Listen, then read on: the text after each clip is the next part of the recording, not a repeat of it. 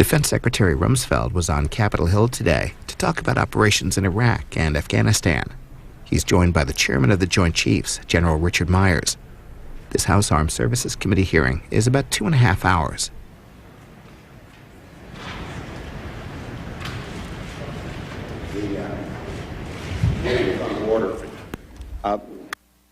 Mr. Secretary, thank you for coming back and joining us to complete your testimony.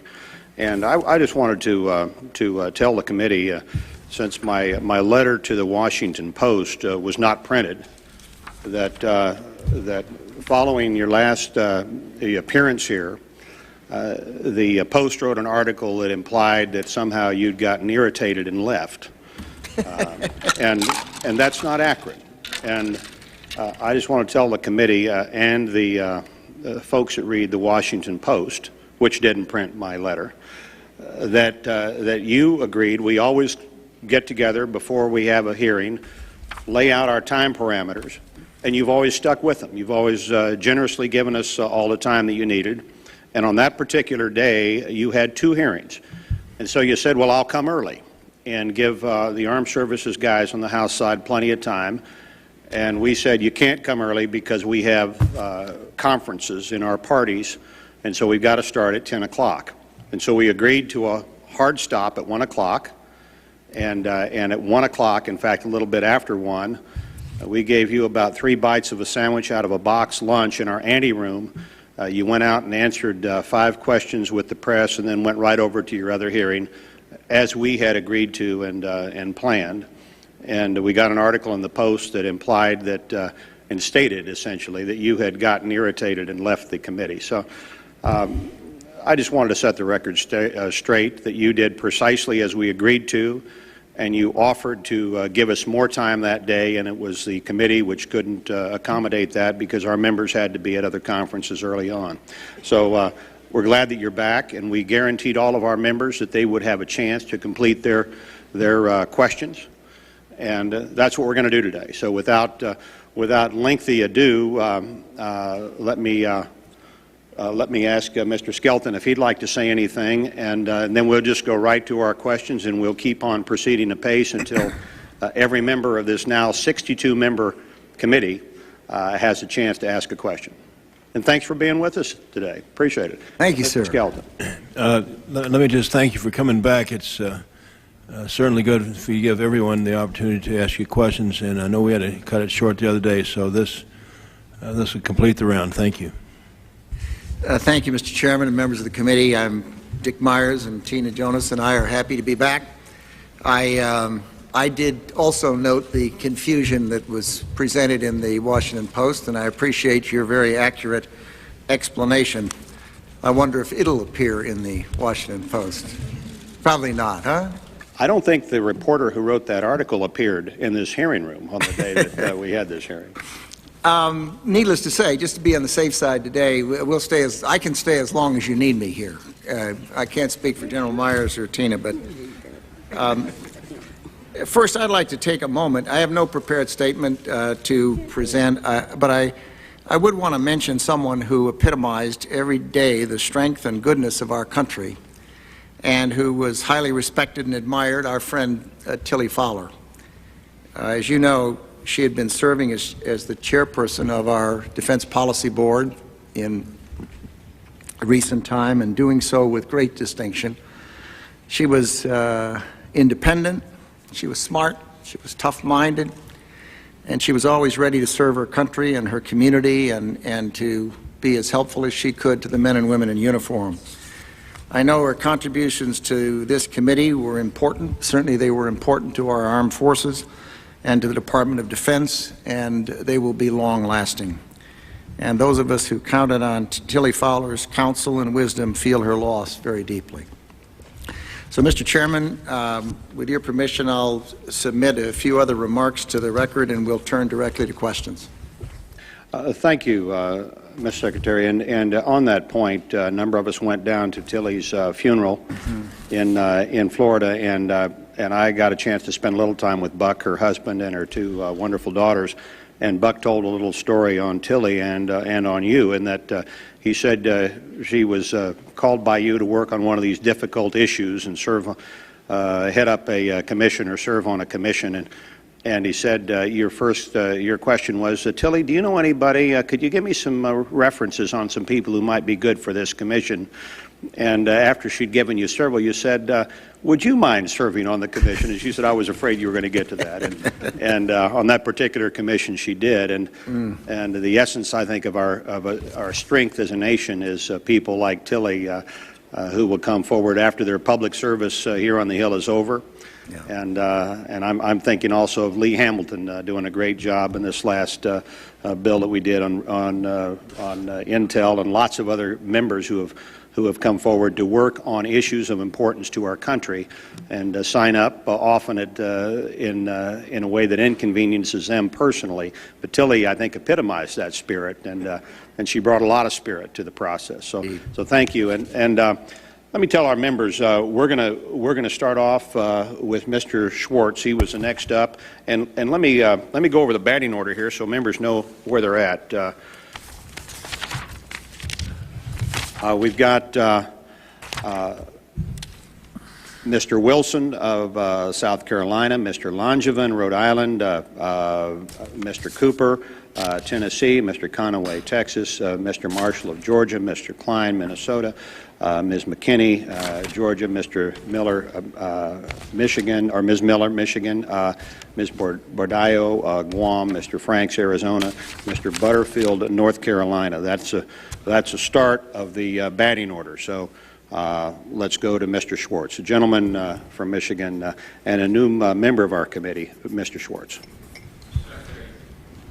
Mr. Secretary, General Myers, thanks for coming back to the Armed Services Committee. I have two quick issues. The lesser one, perhaps, or the easier one first. Undersecretary Chu and Assistant Secretary Winkenwerder were happy. I don't know if they were happy enough, but they were kind enough to come into my office today and discuss TRICARE and the problems in the medical community, my medical community, of provider acceptance of TRICARE. We agreed that there was not adequate acceptance, especially for the families of Guard and Reserve individuals who are on active duty in Iraq and Afghanistan and elsewhere around the world. While TRICARE may have some problems on the reimbursement side, I think they're small. TRICARE for active duty individuals and their families of active duty, and TRICARE for retirees, I think, is quite an excellent program. But I have committed to Secretary Chu that I will write a letter to my state medical society. I have committed to Secretary Chu that I will try to get the other 7 physicians in the House, at least as many who choose to sign, to write a letter to the American Medical Association and encourage them, irrespective of the situation and irrespective of payments right now, that they accept TRICARE for the dependents of reservists and guardsmen and women on active duty right now, and there's absolutely no reason not to. And Dr. Chu has committed to me to look at the question of reimbursement to make sure the administrative service contractor for TRICARE is doing the job that they should do. But I wanted you, Mr. Secretary, and you, General Myers, to know that as a physician, I'm aware of it, and that I believe it is the patriotic duty of every physician in this country to accept TRICARE for the dependents of those serving in Iraq and Afghanistan and elsewhere. That was a statement and not a question, but I wanted you to know that, Mr. Secretary. Mr. Congressman, let me just say that is terrific. We really appreciate that initiative and effort on your part and your colleagues, and there's no question but that is exactly what is needed. Thank you. My question has to do with replacing equipment in a military which has seen a lot of heavy duty in the last decade. And if you would just comment, Mr. Secretary and/or General Myers, on the job we have a great force ready to go anywhere in the world. What is it going to take in the way of monetary investment? What's it going to take in the way of time to get our military equipped right up to where they ought to be for the next place, I guess I would have to say, that we're going to have to go, and we know that in the next decade or so we'll be somewhere with troops in significant numbers. Congressman, thank you. You're correct that the equipment that the armed forces have, whether it's tanks or Bradley fighting vehicles or Strykers or aircraft, are being used at a rate that is sometimes double, triple, quadruple, in one case I know of 6 times what the normal expectation of usage would be during peacetime. And what we have been doing is recognizing that, and we've told the services when they come back and they're resetting their force and reconstituting and recapitalizing their force, don't reset it the way it was, reset it the way you need it to be for the future, for the 21st century. So on the one hand, there's heavy usage. On the other hand, it is providing an opportunity to adjust the capabilities of the force earlier than otherwise might have been the case. We have a substantial amount of money in the 2005 supplemental, about $12 billion, for the services to repair and rebuild and replace worn-out equipment. We're still working with OMB and the Congress to figure out exactly how we should fund it. In the one sense, it's a cost of the war. But in another sense, if you think about it, let's say a Bradley fighting vehicle is going to be used at 4 times or 5 times the rate normal, and it's used up half of its life in a much shorter period of time. What do you then do? How do you fund that now when it was used now, but it still exists as a vehicle for another half of its life? When do you come to the Congress and ask for the funds to fund that? So we're working on that, but we recognize the problem, we agree with you, and it's terribly important that we see that not just the active force but the Guard and Reserve has the equipment repaired and fixed and in some cases replaced with even better equipment. Thank you, Mr. Secretary. Thank you, Mr. Chairman. Okay. Let me just add, Congressman Schwartz, that on in the supplemental, there is roughly $16 billion that goes to procurement and refurbishment of this type of equipment, which is in addition to, of course, our normal budget. So that helps, particularly with the systems the Secretary was talking about that are being used up at a more rapid rate in both Afghanistan and Iraq. Thank you, sir. I thank the gentleman from Tennessee, Mr. Cooper. Thank you, Mr. Chairman, and thank you, Mr. Secretary and General, for completing the hearing. I appreciate that. I think we agree that we have the best military in history, thank goodness. We want victory in Iraq. I think it offers new hope for the world. But I've got several pretty specific worries right now. Number one, our troops face the highest stress, the highest op tempo that we've had since World War II. And that seems to be hurting recruiting and retention. Number two, we're headed towards spending $500 billion on this war, maybe even $1 trillion. We're borrowing most of that today from the Chinese, and the people who will be paying interest on that debt to the Chinese are going to be the generation that our young soldiers is in. I'm worried that even though we have by far the biggest defense budgets in American history, we're still having to make tough choices that will destroy some weapons platforms that perhaps are needed to transform our force, because I very much share your vision of transforming the military. I'm worried that our troops, for all that we're spending, because we're using supplemental spending devices, our troops are not really funded beyond September 30th of this year.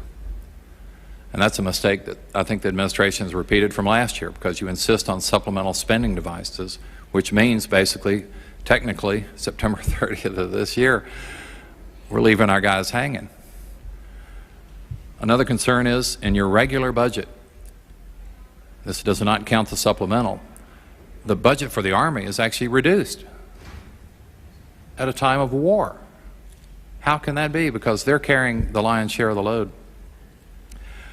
I'm worried, too, that we can't really trust the Iraqi forces, and I don't want to poor-mouth them because I hope they'll perform well. But with proliferation of militias, with the strength of the Peshmerga,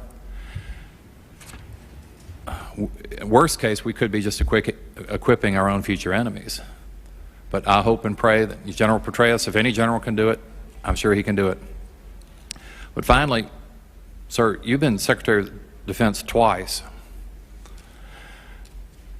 DOD still has the worst internal controls of any agency of federal government. And don't take my word for it, take the General Accountability Office word for it. I think only 6 of 63 departments in your Pentagon are really able to give an audit, and perhaps Ms. Jones will be able to help with that, welcome you on board. But that's a pretty poor record of financial performance. So we're all for you, we want you to succeed, but these are serious and legitimate concerns.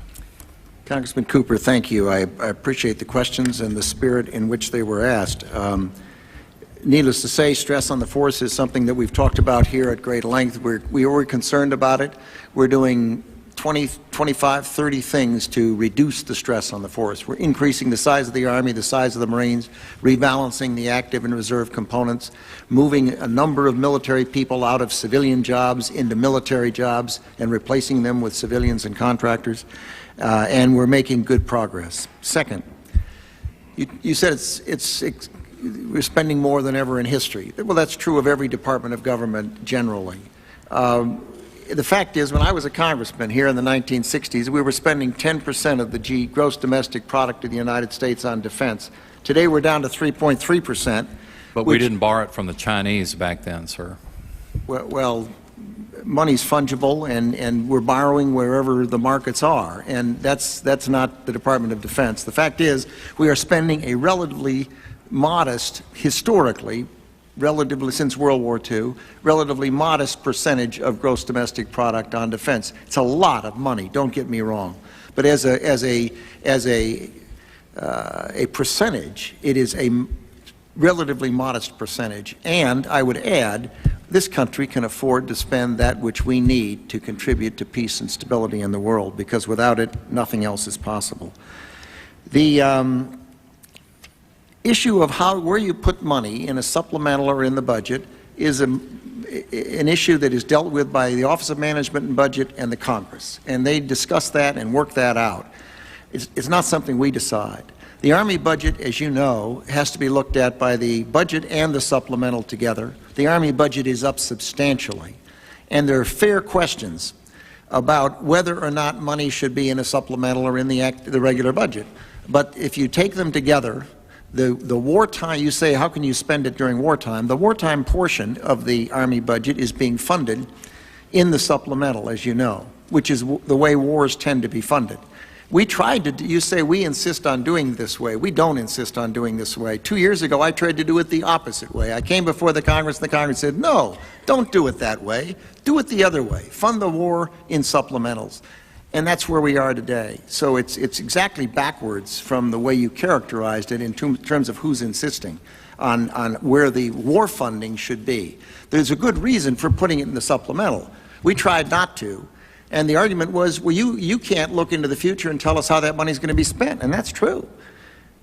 If you put it in a supplemental, you have 6, 8 more months of knowledge as to what's been spent. And therefore, you can do a better job. Now, you say that leaves our troops hanging out. It doesn't at all. Our troops are going to get funded. And the executive branch will see that the supplementals are here, and it's all known, and everyone looks at the budget, they look at the supplemental, and there isn't any mystery about it, and I'm not worried about the troops getting left hanging, as you suggested.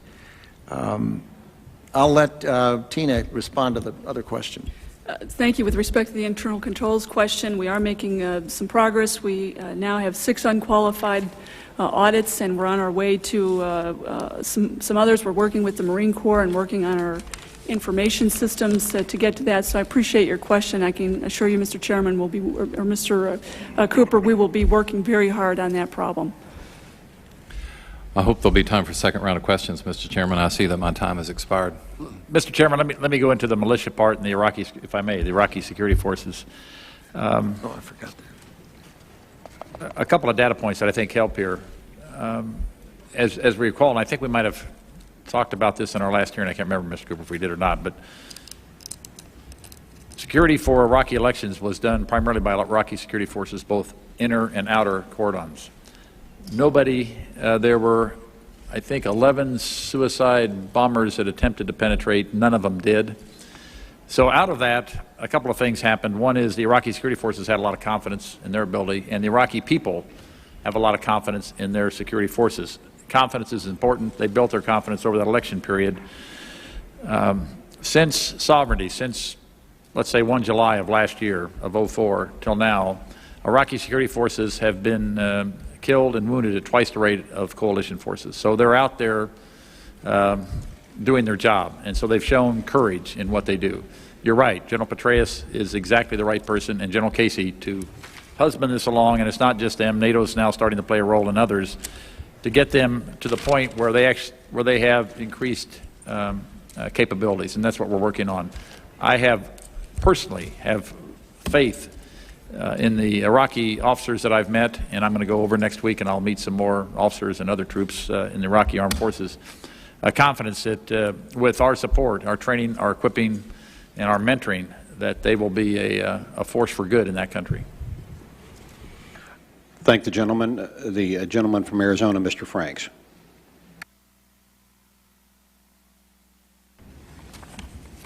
Gentlemen, I would just reflect again the ongoing feelings of this committee. The members here appreciate all the things that you do for this country. It is not lost on us that just recently that a country who was oppressed and battered and beat down and whose people were in bondage since they called their country Babylon took free elections. And I think that's a significant day in the March of Freedom, and we owe so much of that to your valiant efforts. And having said that, I would like to try to take the conversation a little different direction here.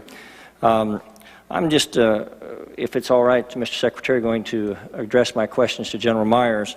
General Myers, I'm just wondering if you believe that the dependence of our nation on its space assets is being underestimated or underappreciated in any way. Understanding that the Kinetic Energy Interceptor program has been moved back 1 year, and it occurs to me that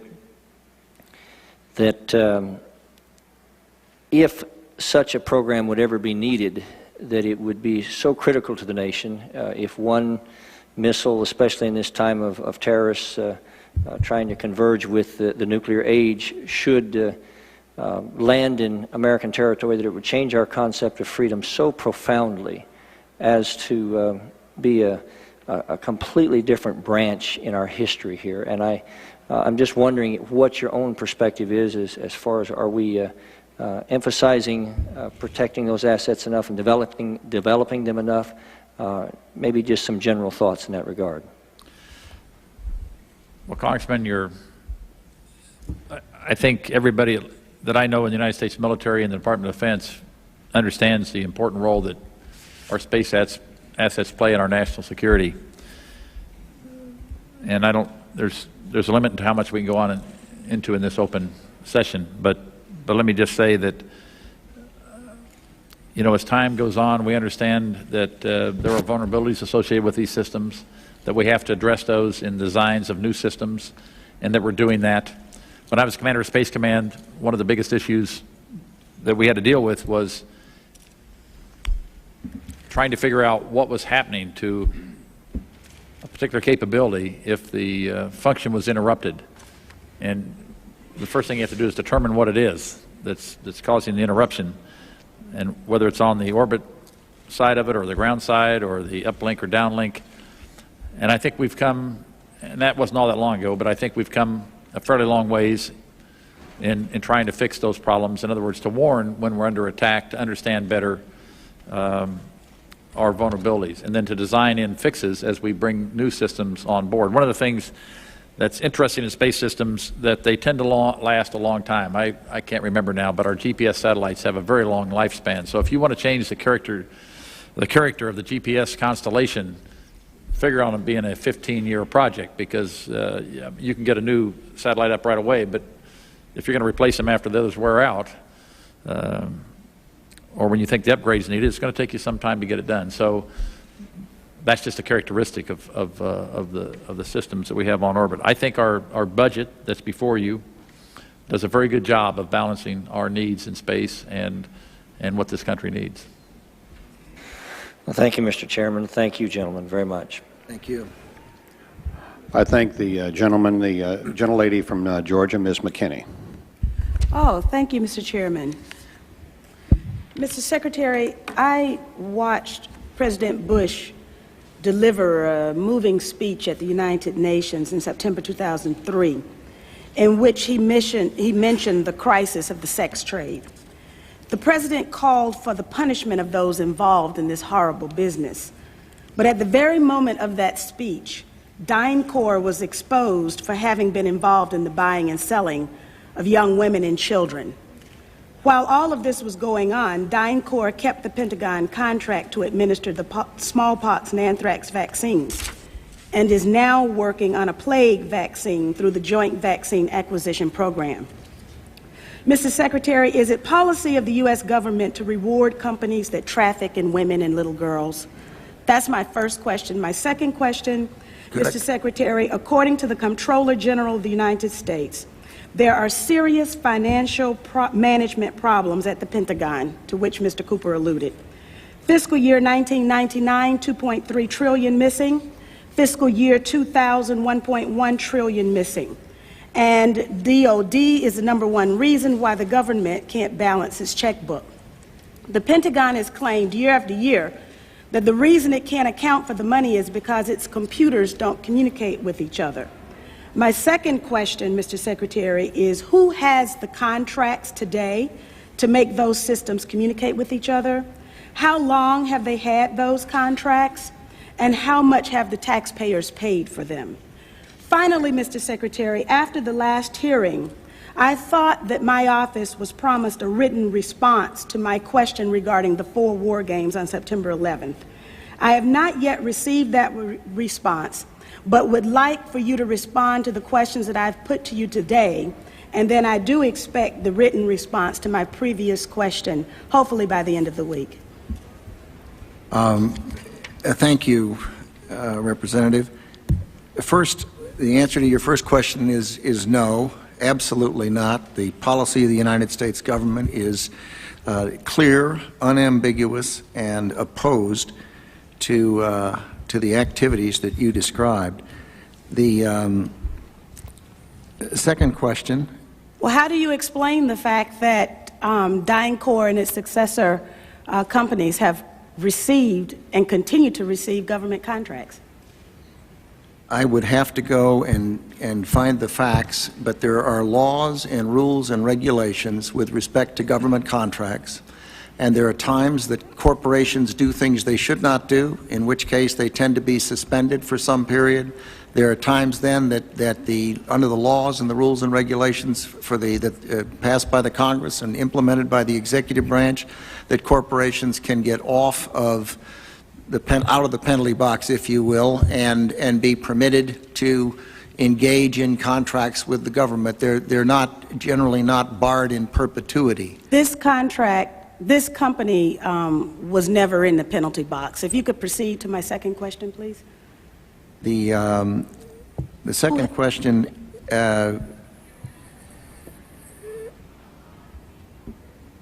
I've forgotten what the second question was. I think Ms. Jonas knows it. Okay. Thank you, Ms. McKinney. I appreciate the question. I appreciate your interest in our department's financial condition, and we are working very hard on that program. I've just come back recently. I understand that you're working hard on it, but my question was, who has the contract? How long have they had that contract, and how much money have we spent on it? In general, we spend about $20 billion in the Department on information technology systems. The accounting systems are part of that. I can get you the exact number for the record of what we spend on our current, what we call legacy systems, and those that we're moving toward. And who has the contracts? That would be a multitude of individuals. Could you name some, please? Well, I think off the top of my head, well, I would rather not. I'd rather provide that for the record. That's not privileged information, is it? I'm sure it's not. Well, please. Yeah. And we still have time, so please. I would be glad to provide for the record. I don't want to talk from the top of my head and be incorrect. On your first question, I'm advised by Dr. Chu that it was not the corporation that was engaged in the activities you characterized, but I'm told it was an employee of the corporation, and it was some years ago in the Balkans that took place. It's my understanding that it continues to take place, and is that right? Yes. Well, if you can give me information to that effect, I'm sure you are interested in all of the information that I have, and I'll be more than happy to provide it to you. Good, thank you. But I would also like to get information from you. Okay. For example, the information that I just requested about who has those contracts. Certainly. Let me assure the gentlelady that we'll make sure that this exchange of information takes place, and Mr. Secretary, if you can get back with us on the DynCorp story, we'll get that to the gentlelady. Thank you, Mr. Chairman. We'll get back on both of the first two questions, but the Congresswoman has raised the other question twice now, and I'd like to have General Myers respond because you mentioned it in the last hearing, and I think it would be helpful to get the answer even though we're on red, if you don't mind, Mr. Chairman. General Myers, go right ahead. But I would like to have the answer in writing as well, as I thought my office was promised. Okay, I don't know about the promise, Congresswoman, but could you repeat the question to make sure I'm answering the right question? This is 9/11 question. The question was, we had 4 war games going on September 11th, and the question that I tried to pose before the Secretary had to go to lunch was whether or not the activities of the 4 war games going on September 11th actually impaired our ability to respond to the attacks. The answer to the question is no, did not impair our response. In fact, General Eberhard, who was then the commander of North American Aerospace Defense Command, as he testified in front of the 9/11 Commission, I believe he told them that it enhanced our ability to respond, given that NORAD didn't have the overall responsibility for responding to the attacks today. That was an FAA responsibility. But they were 2 CPXs. There was 1 Department of Justice exercise that didn't have anything to do with the other 3. And there was an actual operation ongoing because there was some Russian bomber activity up near Alaska. So let me ask you this then. Who was in charge of managing those war games? And General, why don't you give the best answer you can here in a short period of time, and we'll. The gentlelady wants to get a written answer anyway, and then we can move on to other folks. The important thing is to realize is North American Aerospace Defense Command was responsible. These are command post exercises. What that means is all the battle positions that are normally not filled are indeed filled.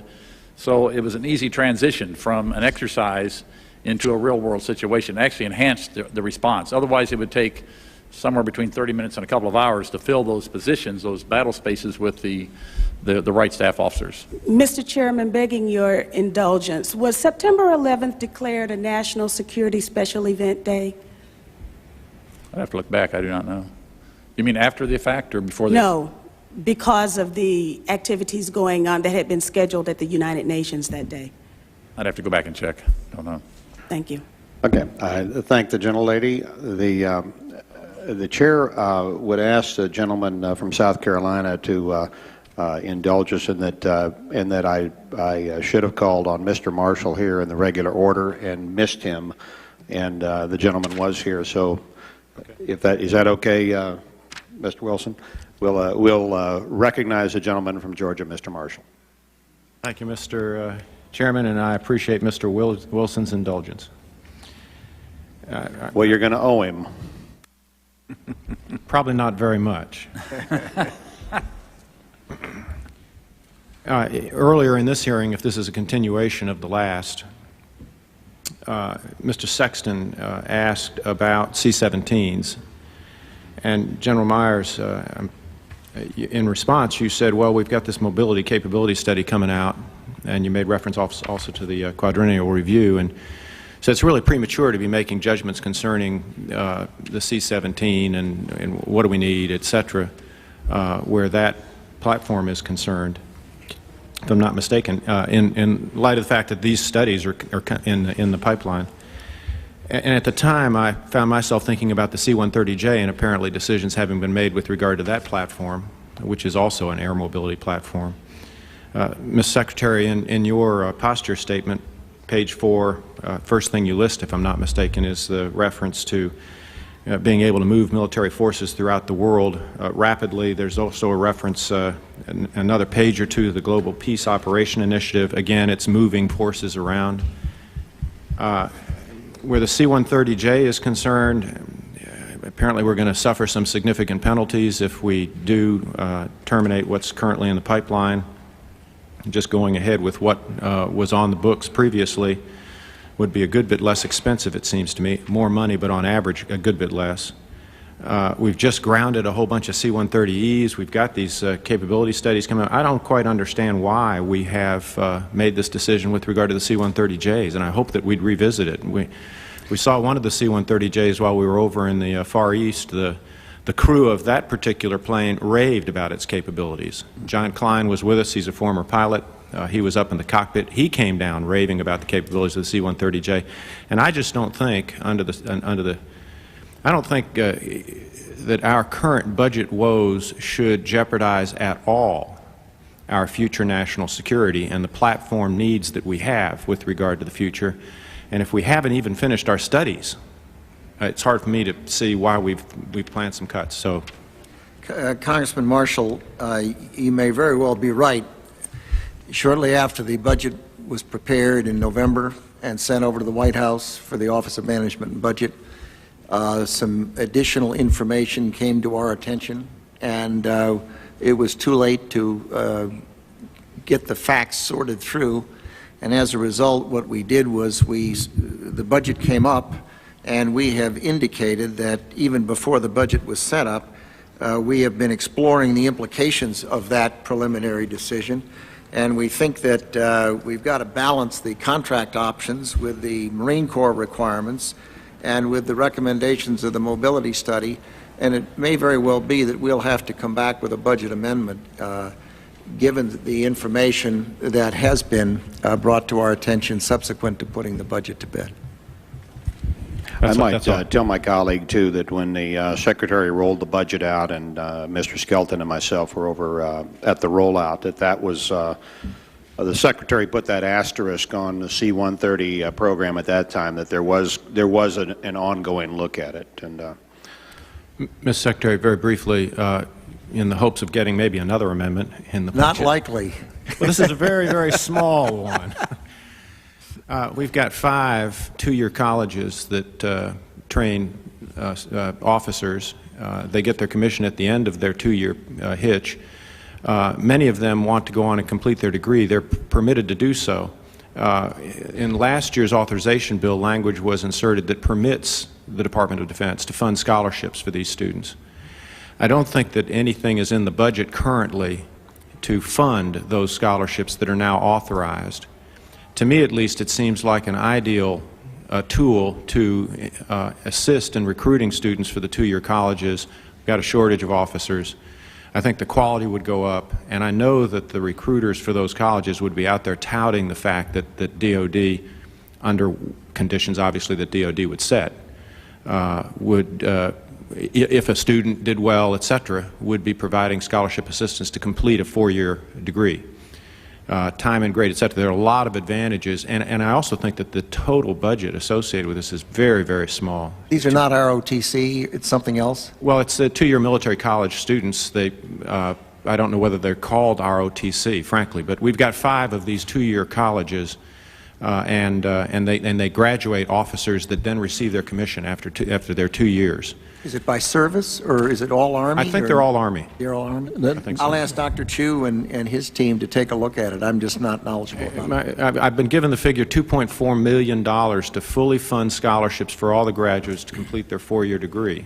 What a great 2.4 for these. Now I may have the wrong figure. Is that just for these colleges? For those 5 colleges. Yeah, but how many are there in the U.S.? Well, there are 5 of these particular in the whole colleges in the entire country. 2.4, and then you'd multiply by 4 once the program is ramped up altogether, and that would be for scholarships for all of them. I don't think you'd give scholarships to all of them. So DoD would set the rules, but it just seems to be a small amount of money to increase the quantity and quality of our officer corps.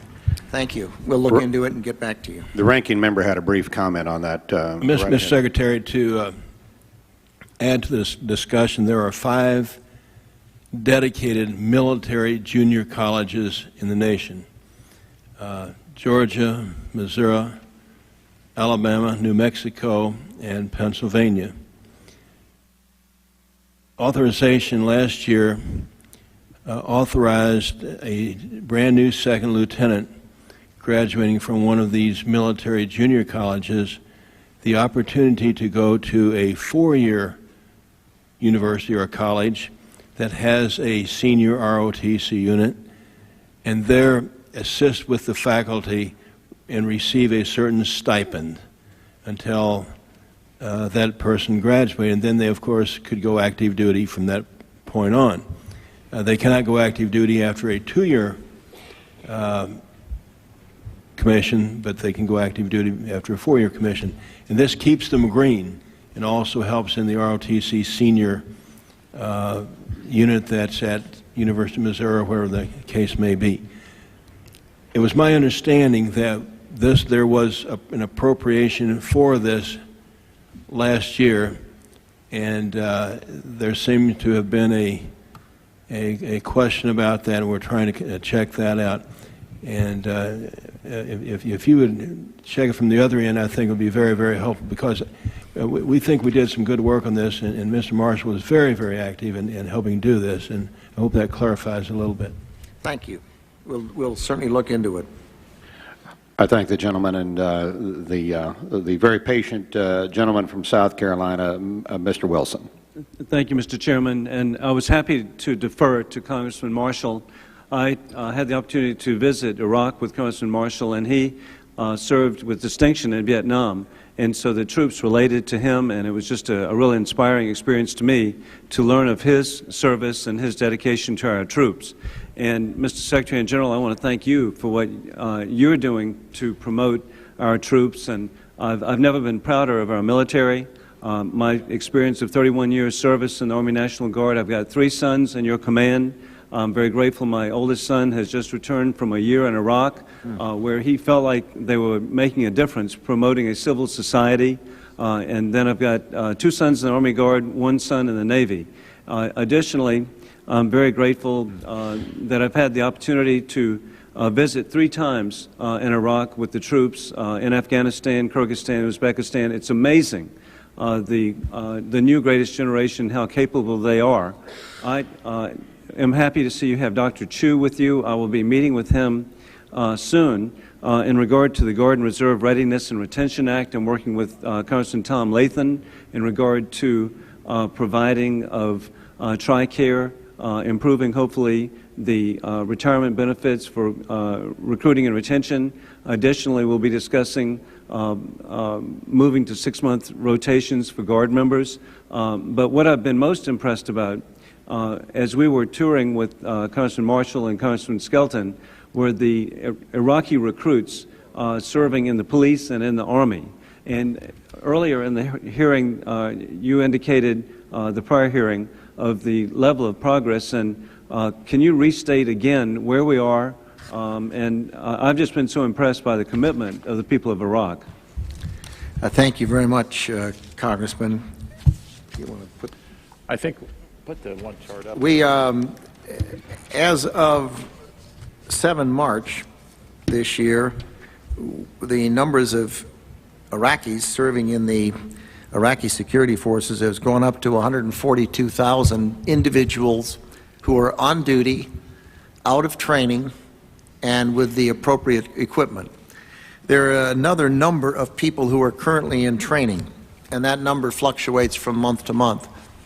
What those numbers do not tell you, however, is all of the other things that are critically important, which you know from your experience in the military, such as the chain of command and the non-commissioned officers and the availability of intelligence and the availability of lift and mobility.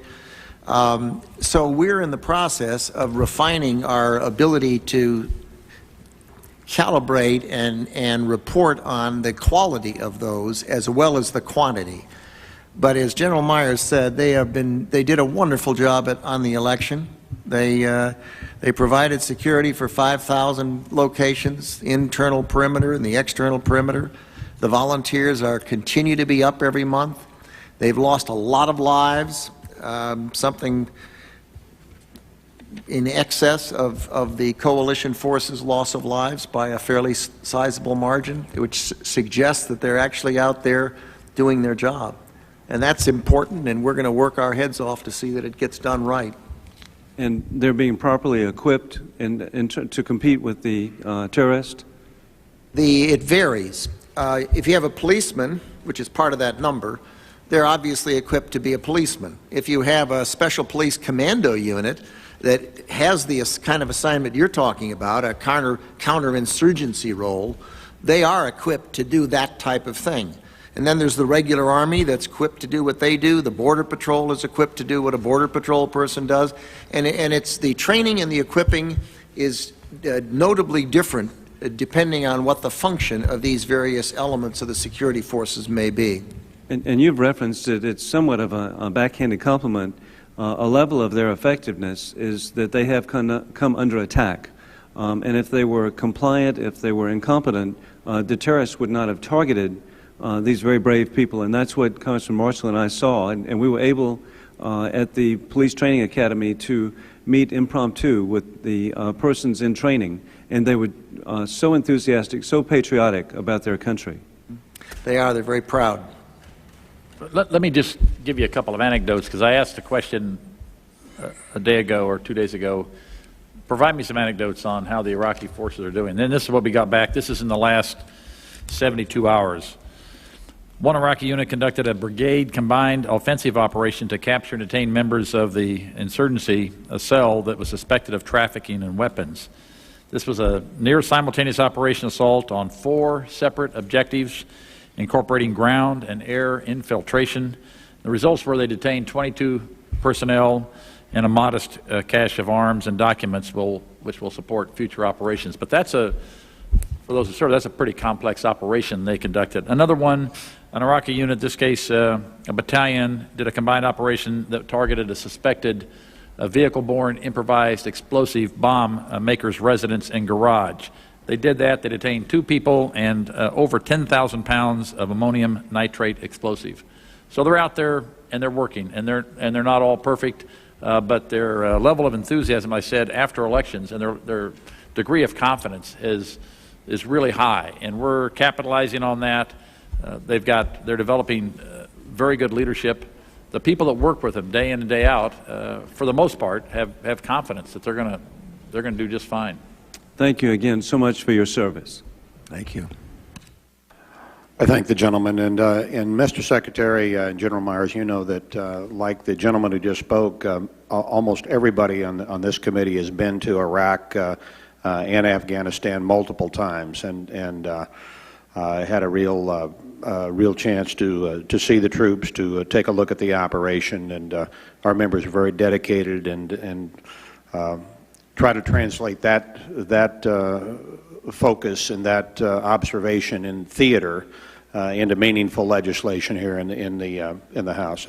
And the gentleman from Rhode Island, Mr. Langevin, is next. Thank you, Mr. Chairman, Secretary Rumsfeld, General Myers, Secretary Jonas. Thank you for being here today. General Myers and Secretary Rumsfeld, the ongoing operations in Iraq and Afghanistan clearly illustrated the importance of a military that can respond to asymmetric threats, insurgencies, and non-state actors. And I know that the Department of Defense is focused on these and other emerging threats as you begin the quadrennial defense review. And Secretary Rumsfeld, I understand that there's been discussion of broadening the scope of the upcoming QDR to ascertain how we could use non-military assets and interagency cooperation to address the threats of terrorism and proliferation of weapons of mass destruction. And I do believe strongly that the U.S. really has to use all of its strengths, including soft power assets like foreign aid, diplomacy, and education to prevent terrorism from taking root. And I really do hope that you'll continue to pursue this comprehensive and interagency approach to the next QDR. At the same time, though, I'm concerned that our uncertain future in Iraq could incorrectly influence our understanding and expectation of future security threats. We need to make sure that we're still capable of responding to more conventional threats and that we don't overemphasize one combat scenario at the expense of others. So on that point, for example, the FY 2006 budget's low shipbuilding numbers, including delayed procurement rates for Virginia-class submarines and DDX, are particularly worrisome, especially in light of other nations' efforts to increase their naval capabilities. So on that point, what are you doing to ensure that the QDR will prepare us to fight the next war instead of simply reacting to the current one? Congressman, that's an issue that we think through, think about, discuss, and worry about, and on a continuing basis. The old saying is that the military tends to be prepared to fight the last war, not the next war. And on the other hand, it would be a mistake if all we did was think about the next war and not recognize that you can't look out 5, 10, 15, 20, 30 years, and these weapon systems last that long, with perfect certainty and clarity. So what we have to do is to hedge the bets. We have to make choices, and that's what we do. We are making a big effort in the Quadrennial Defense Review to do exactly what you've said, to make sure we're looking at the present, to be sure, the asymmetrical threats we're dealing with, the nonlinear battlefield, but also to recognize the changes that are taking place in Asia and the kinds of capabilities that the United States could be facing in 10, 15, 20 years from countries that today are not in a position to present those capabilities. I think you mentioned the shipbuilding budget. Matter of fact, I did. You did. Let me just comment on it, because it's such an important part of our military capability. We're a maritime nation, we're a Pacific nation, we're an Atlantic nation, we're a nation that has interests around the world. And the American people and those of our trading partners benefit greatly from a peaceful world, from a world where freedom of the seas exists and we have access to the seas. The numbers of ships we have in the inventory of the United States have been going down somewhat. Fortunately, what's been happening simultaneously is the deployability of our ships has been going up. Take a Navy where you're capable of deploying 1/5 of our ships, which has been the pattern in the past. Take a Navy, for example, of 400. I think if you take 1/5 of that, it's about 80 ships deployed at any given time. And what's important is not the number of ships you have, because the ones in the dry docks aren't doing you much good. It's the ones you're capable of deploying, of course. If you have fewer ships, not 400, but 350, but you can deploy 1/3 of them, which is where we are today, instead of 1/5 as it's been, we're at the point where we can begin deploying 1/3. That's 116 ships you'd be deploying instead of 80, even though you've got a smaller Navy. Now, that's only part of the answer. The other part of the answer on the Navy is that how do you do that? And the way you do it is they've been using sea swaps with crews. They have been investing a lot more money in the ability to turn a ship around when it's in repair and overhaul. And And that's the kind of thing, getting much more out of the Navy we have, the capabilities of the Navy we have, and being able to do things, rapidly deploy them, and instead of bringing the ship back and forth every time you change the crew, leave the ship there and change the crew out there, in which case the transit time both ways is saved, for example. And I think that Secretary England and Vern Clark have both done a very good job in increasing both the capability and the lethality of our Navy.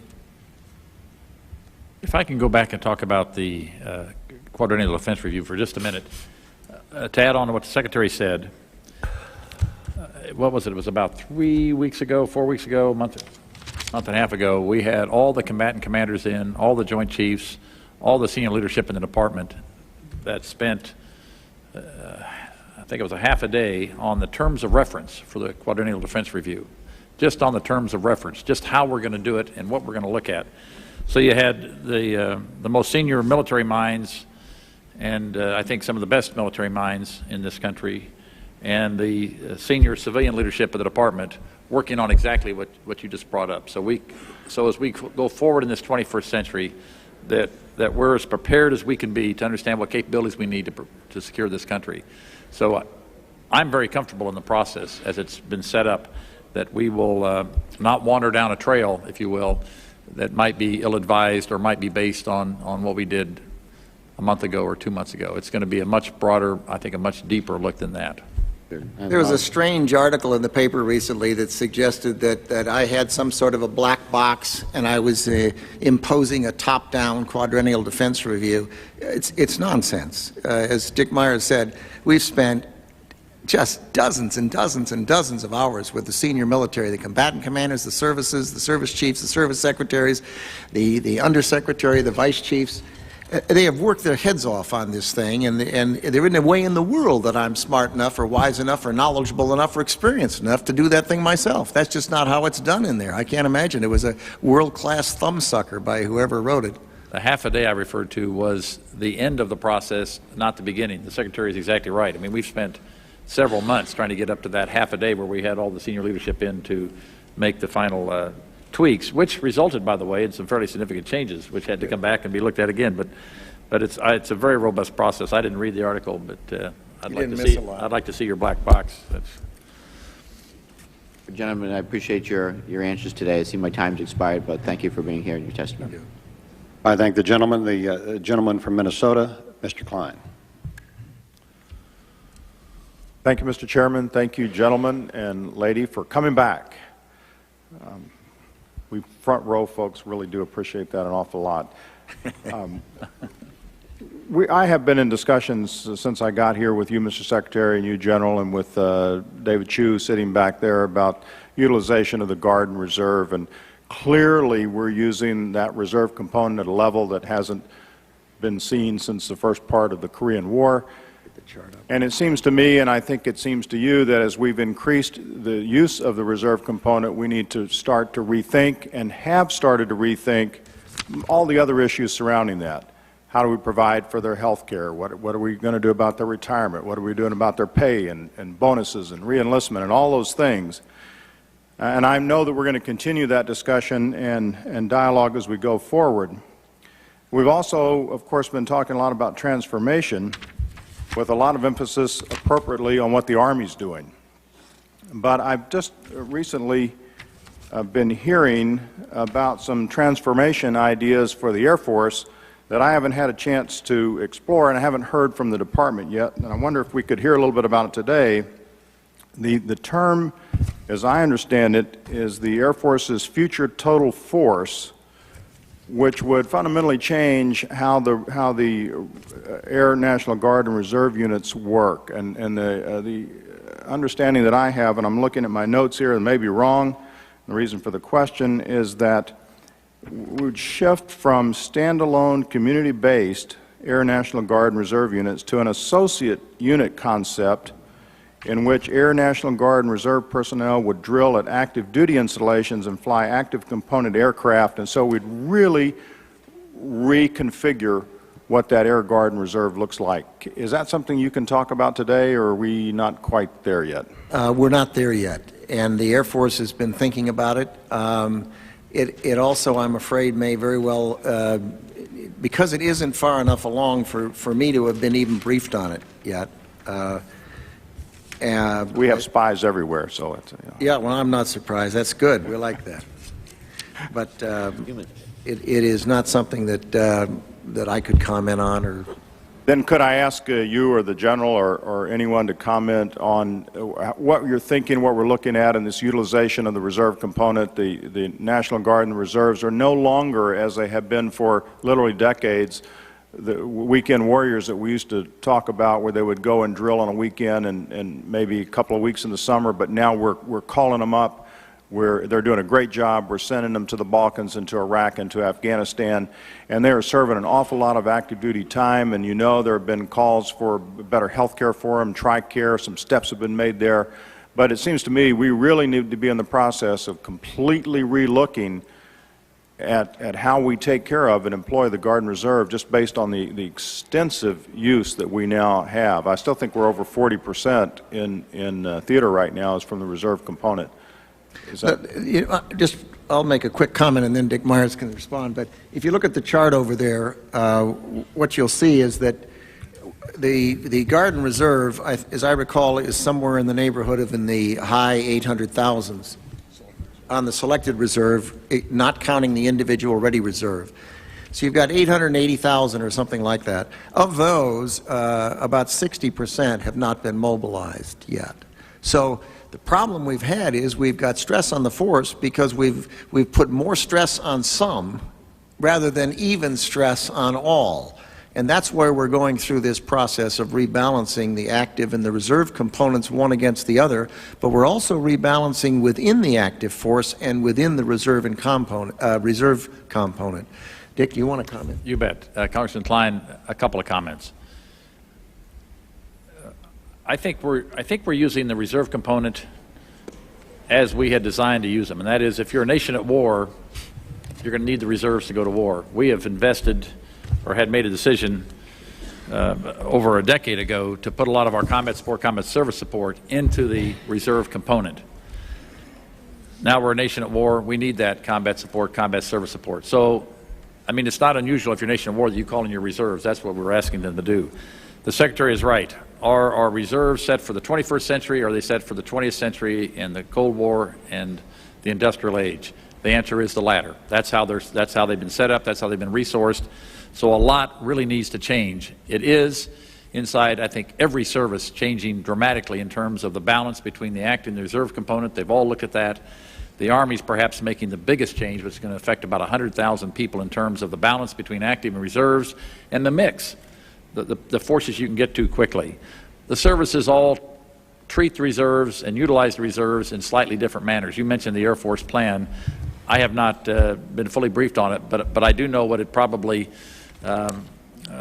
works at. It's issues they've been working for a long time, and that is units that are, I think the example would be Warner Robins Air Force Base, where there's a Joint Stars unit, the E-8 aircraft, where they alternate between a reserve commander and an active duty commander, and the unit is similarly constructed.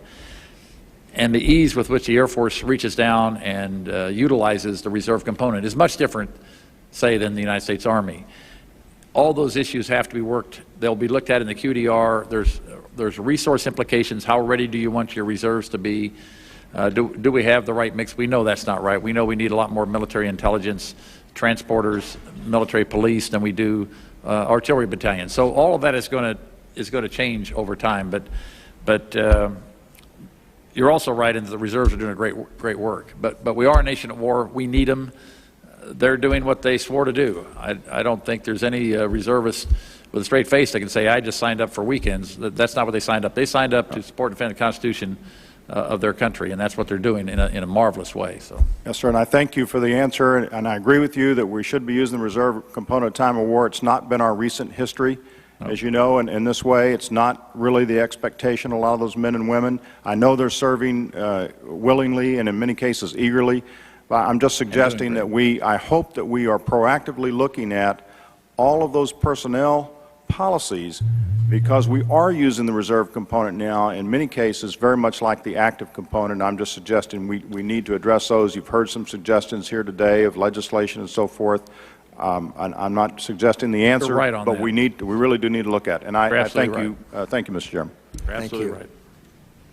I thank the gentleman, from Oklahoma, one of our newest members, Mr. Bourne. Thank you, Mr. Chairman. I echo Mr. Klein's comments about our appreciation for you all being here, and for us on the front row who rarely get to ask a question. This is actually one of my first. So, if this committee gets any bigger, Mr. Bourne, you're going to be sitting at the witness table with them. That's correct. It'll be very cozy. I want to make a comment and then also want to end with a question. There were a group of us, actually we returned from Iraq on Tuesday, a group of freshman members, 2 Democrats, 2 Republicans, and we were actually led by Congressman Cole from my home state of Oklahoma. I want to let you all know that we're really proud of what's going on over there. We're really proud of the work. We met with General Petraeus. He is doing an excellent job at training those Iraqis. We were able to go to Jordan and visit some of the facilities and meet with the people who are training the Iraqis to be able to be involved in self-governance, frankly. We were also able to meet with some of the Iraqi leadership from the Shia coalition, from the Kurdish, and from the Sunnis, and each one of them was very optimistic. I think we're making significant progress, and I want to say that they were quoting the Constitution to us. They were quoting Madison.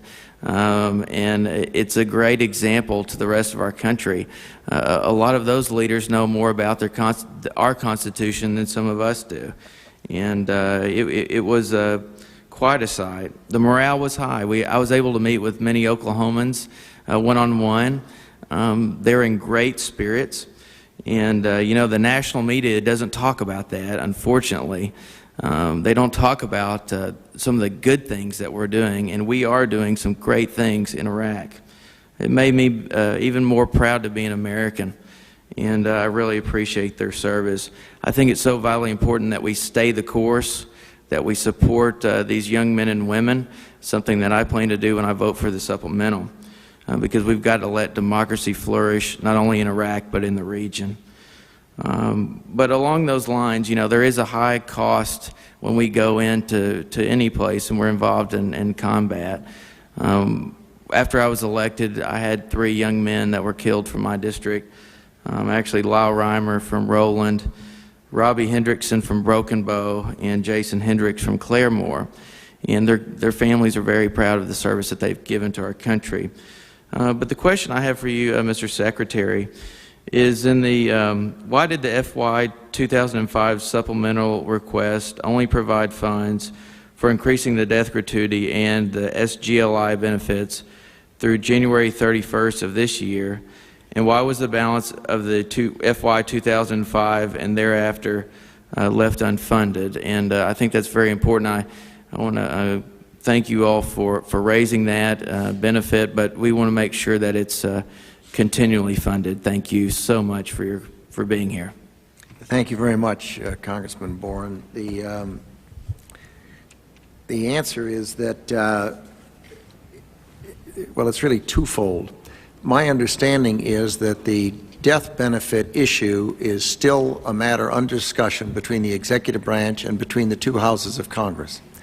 Until a resolution is made as to what the actual numbers ought to be and what the scope of it ought to be, it would not be possible to predict precisely what the number would be. Second, there's no way, of course, to predict the number of deaths there might be. And as a result, because this is under discussion, my guess is that there is some money, I believe, that was put in, which was probably a continuum from earlier years, probably plussed up for what their best guess might be. But if and when the matter is resolved, as I certainly hope it will be, in a manner that's appropriate for the service that these folks are giving our nation, I am sure that the budget will be addressed And if it requires reprogramming funds or, and some transfer authority, obviously that would be used because the law would exist and we would comply with the law. Thank you, Mr. Secretary. Thank you. Okay. I thank the gentleman and the gentlelady from Washington, Ms. McMorris. Thank you, Mr. Chairman. I actually don't have a question today. I thank the gentlelady, Mr. Ryan from Ohio, and it looks like Mr. Ryan is, you know, we may wrap this thing up pretty quick here, Mr. Secretary. And the gentleman, another gentleman in the front row, Mr. Davis from Kentucky. Reporting from OP freshman, Mr. Chairman. My former comrades appreciate that. I continue to be amazed at the progress in combat power and the ability to project that power in the 15 years or so since I left active duty. And I think the military is doing an outstanding job. Morale in our Guard reserve troops in our district coming home remains extremely high. Having grown up in the Vietnam era, it's a telling difference in the spirit of the soldiers. I was visiting with one Marine friend of mine in Bethesda who was wounded last week on a second tour in an IED incident, and made a telling comment to me. And he said that they're not shooting at us anymore. In the area in Fallujah where they were, that the insurgents are now reduced in the sector that he was operating into IEDs, which are pernicious and deadly and very dangerous. But I think it's a great encouragement to the doctrine that's being applied tactically, the adaptation of our forces to their changes in the situation. One thing that has come up as a concern to me, looking at mobilization and Guard and Reserve units, the pace of the operations tempo, especially for the Army and the Marine Corps right now, looking at the Marine Float Plan, for example, I know dwell time is the smallest of all the services. In-country time is beginning to expand, and simply looking at it as a barometer, I'm somewhat concerned about surge capability. Should another threat emerge in some other theater, possibly in the Central Command area of responsibility, but for example, if something in Asia, Latin America develop, from an operational concept, I'd appreciate your comments on how you propose dealing with that within the current force structure. Mm-hmm. Thank you very much, Congressman Davis. This is something that General Myers and the chiefs and I spend a good deal of time on. One of the jobs of the Pentagon, of course, is, as you know, to look at what kinds of contingencies conceivably could arise, what might we do about them. I'd say a couple of things. First, the chiefs on a regular basis review the types of contingencies and the responsibilities of the United States and report to us what their judgment is as to our capability to deal with additional kinds of capabilities that could arise. And uniformly, they believe that our military is capable of performing. I'd say one other thing before asking General Myers to comment. I sat there with one of our four-star Army officers one day, and he was reporting to me that one of our units was what we call C3 in terms of readiness. That is to say, down and not at the C1 level, which would be where you would want everybody theoretically.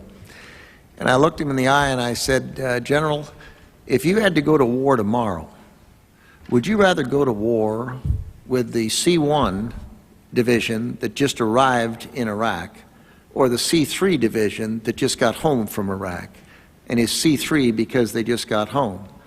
And he said, in a minute, I'd go to war with the C3 group. Now, what does that say? It says something I think very important. It says that the United States of America doesn't want to be in a war. But when we are in a war, our warriors get very good at what they do.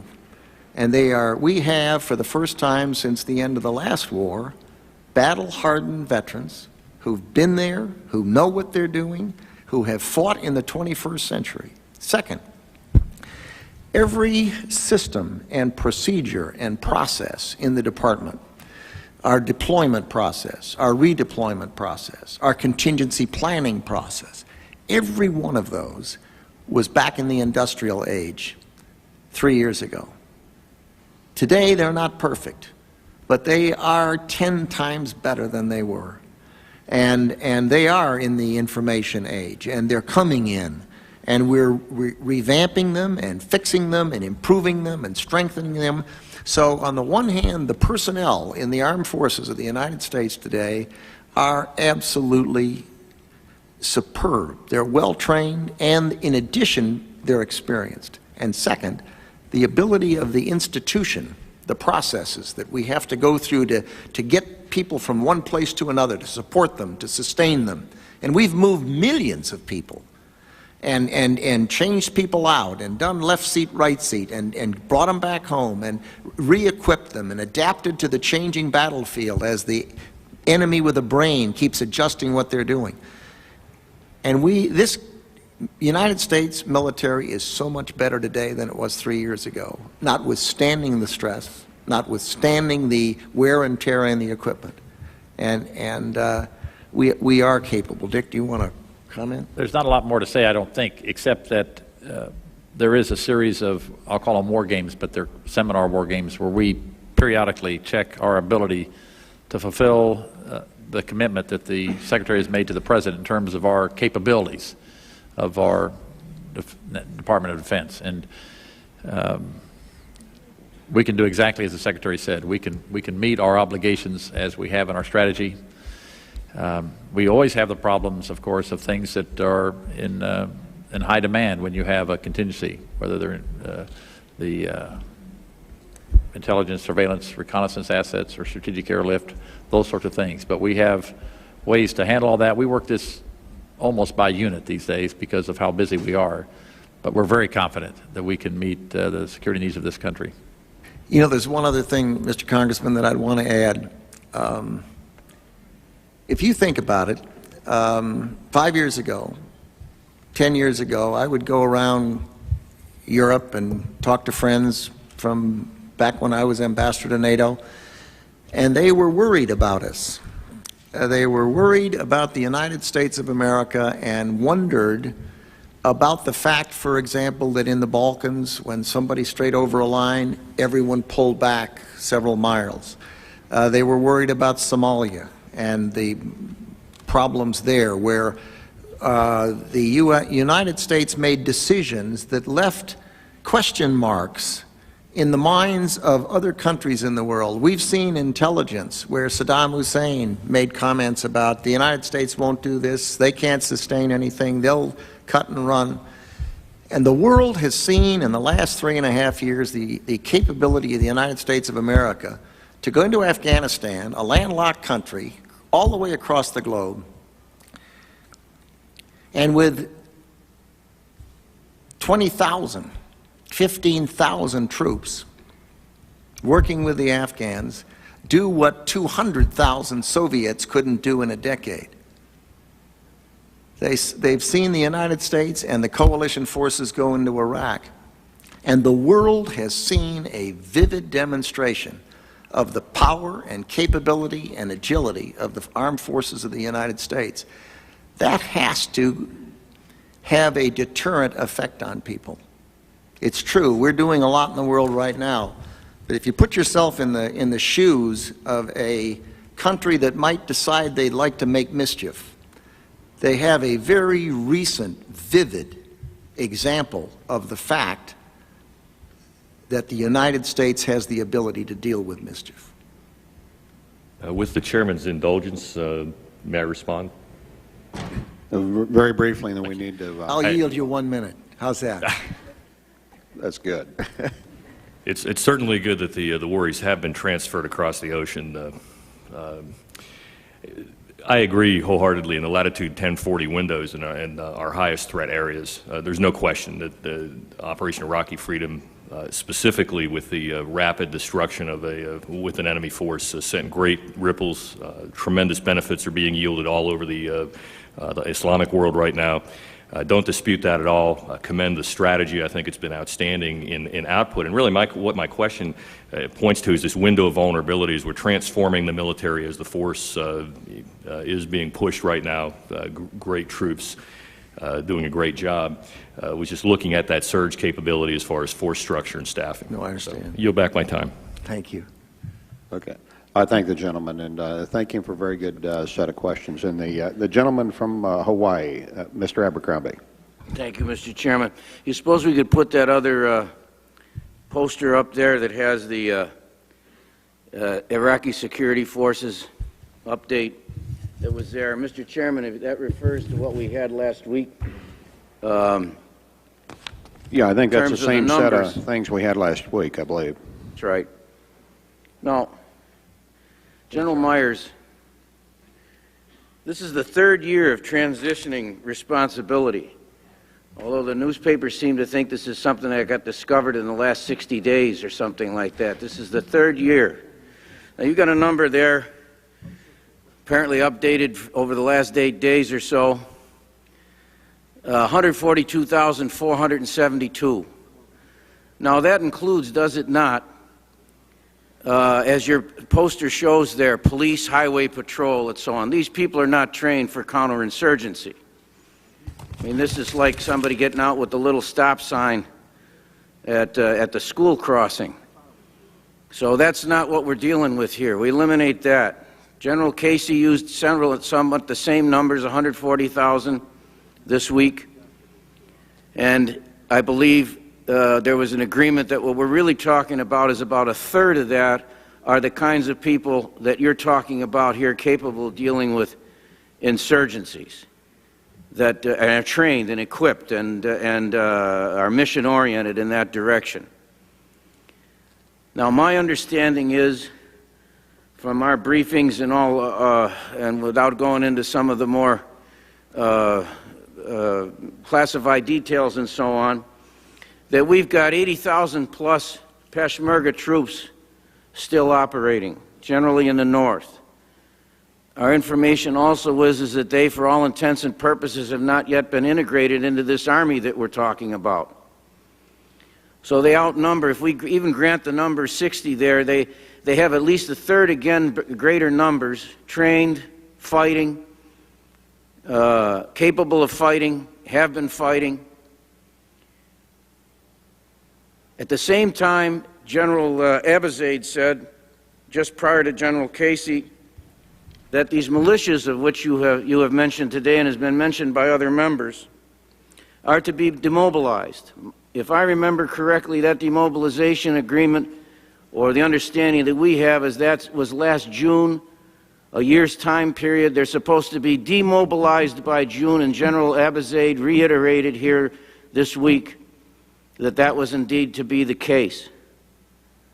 So far as I can tell, not a single one of these militias has been demobilized, and I'm not even sure what that word means anymore. If they're not going to be demobilized, or if you're not going to be able to meet that deadline of June, just exactly what is it that we're talking about in terms of increased confidence that you mentioned today?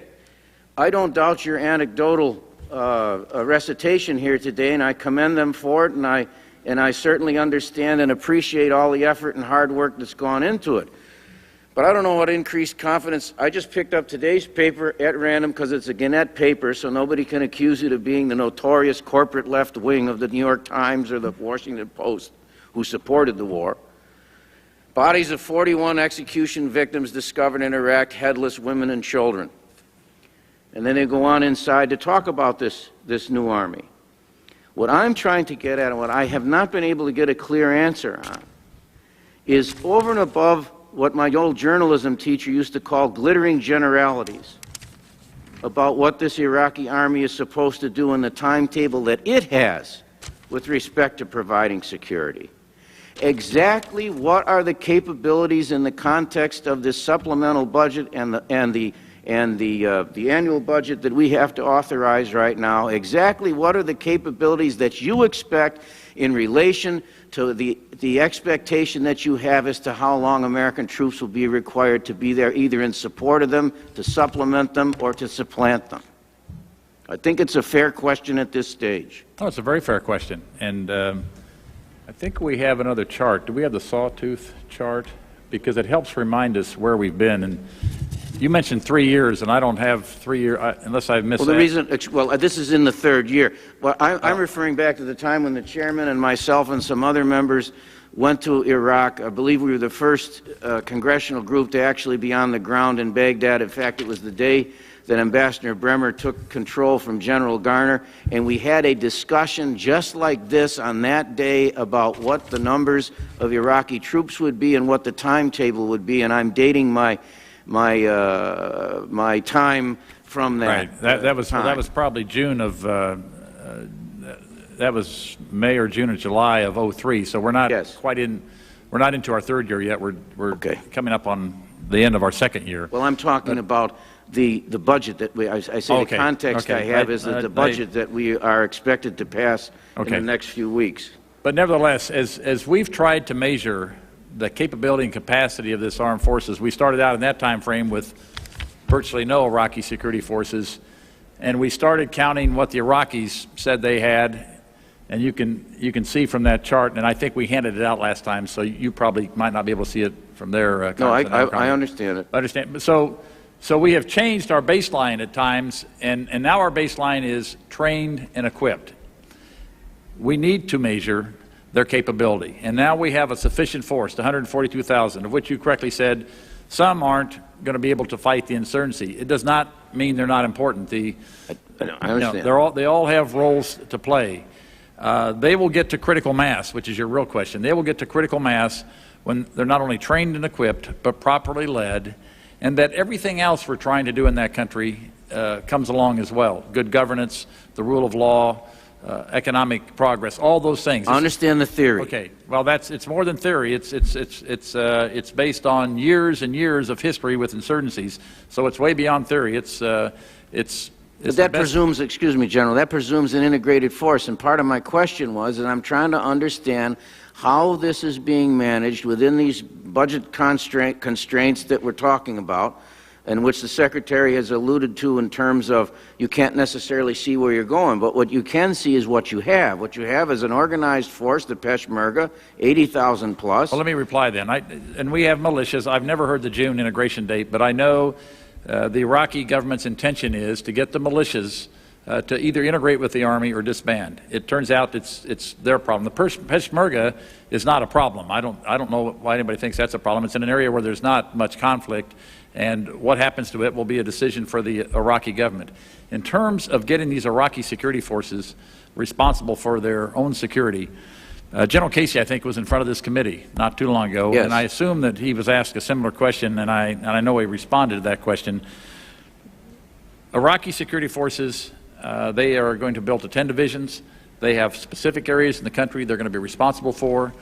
We in the coalition are going to be with them to help them do their job, and as they build their capacity, they will take over security. Excuse me, General, because my time is short. I'm not trying to interrupt you so much as I'm trying to get a perspective here. I'm asking you, what is the relationship, particularly in terms of the expectations you have regarding our forces being there, either complementing, supplementing, or however they're going to do it within what you just outlined with the Peshmerga? Are the Peshmerga going to be integrated into that army, or are they going to be something that you kind of airily referred to as, well, that's up there somewhere, and that's up to the Iraqi government to handle that? Well, in the end, it is up to the Iraqi government. Pardon me? In the end, it is up to the Iraqi government. But if you're asking, when are we going to start reducing our forces, that is going to be a decision that General Abizaid and General Casey will make, and their next assessment is going to be sometime in June. They'll come back to the Secretary and myself and say, we think we see it going this way, and we'll make decisions based on that. The supplemental has the resources we need to equip and train and mentor the Iraqi forces, the Afghani forces, and we're not going to sit here and put, especially an open hearing, and put any kind of timeline on when we think we're going to draw down. That's just not. We rely on the field to tell us that. I mean, it has to be based on results, not on dates. Well, I didn't even ask you about a drawdown. I simply Well, tried I'm trying to figure out what your question is, sir. I'm working very hard trying to figure it out. So, Well, if you can't, well, I've tried are the militias going to be demobilized in this process? The plan is that the militias will be either demobilized or integrated into the Iraqi security forces. Who's going to do it? That's up for the Iraqis to do. That is as much a political issue as it is a military issue. So that's a question for our State Department, certainly not the Department of Defense. And you can't give an idea. Is there a plan in place? Is there some kind of status of forces agreement with regard to that? I will get with you this that, new government. I will get you that for the record. You bet. I can respond to that. The United States and the coalition are operating under the UN resolution. When the Iraqi government took sovereignty, and now is in the process of developing its transitional government and then a constitution, a status of forces agreement would be arranged with the Iraqi government in that period as they go forward towards the end of this year, and those discussions very likely would start with the transitional government. Second, I'm trying to get you, Mr. Secretary. Is there a status of forces agreement between the Iraqi army and the Peshmerga? Oh, no. I'll respond. Okay. You keep raising the Peshmerga, which I feel like General Myers. And avoid it. Can I respond? I'm surprised that it's raised for this reason. And Mr. Secretary, if you can respond, but wrap it up fairly quickly, because we're going to have a few more folks. Okay, I'll do my best. We need to make sure we get everybody, up in the queue. Okay, one of the issues that's currently being debated by the political people who ran for election and are going to be seated in the Transitional Assembly is that issue. Yes. And you know that. Yes. And I know that. And how they will solve it, I do not know. But I can tell you this, there are already Peshmerga who've been demobilized and put into some of those 142,000 numbers you've seen. So there's some of that's already happened. Second, with your broader question with respect to militias generally, there is no way to answer that question about all militias because they are very different. And as you know all of this, you've been there, but some of them are issues, militias you would want to demobilize. Only the Iraqi government can do that. Second, there are some that you very likely would not want to demobilize and you'd want to integrate, and the Iraqis are going to have to do that, as Dick Myers said, on a case-by-case basis, and that's going to be part of the political discussions that are going forward. It'll be interesting to see. Thank you. I thank the gentleman. The gentleman from Maryland, Mr. Bartlett. Thank you very much for returning. In the 40s and the early 50s, there was a geologist at the Shell Oil Company by the name of M. King Hubbard, who watched the discovery and the pumping and the exhaustion of individual oil fields. They always followed a bell curve. And the peak of the bell curve was when half of the field was exhausted. With that information, he concluded that if he knew the total field, the total reserves in the United States, he could predict when the United States would reach the peak of that bell curve. In 1956, he predicted that that would happen in 1970 if there were no perturbations.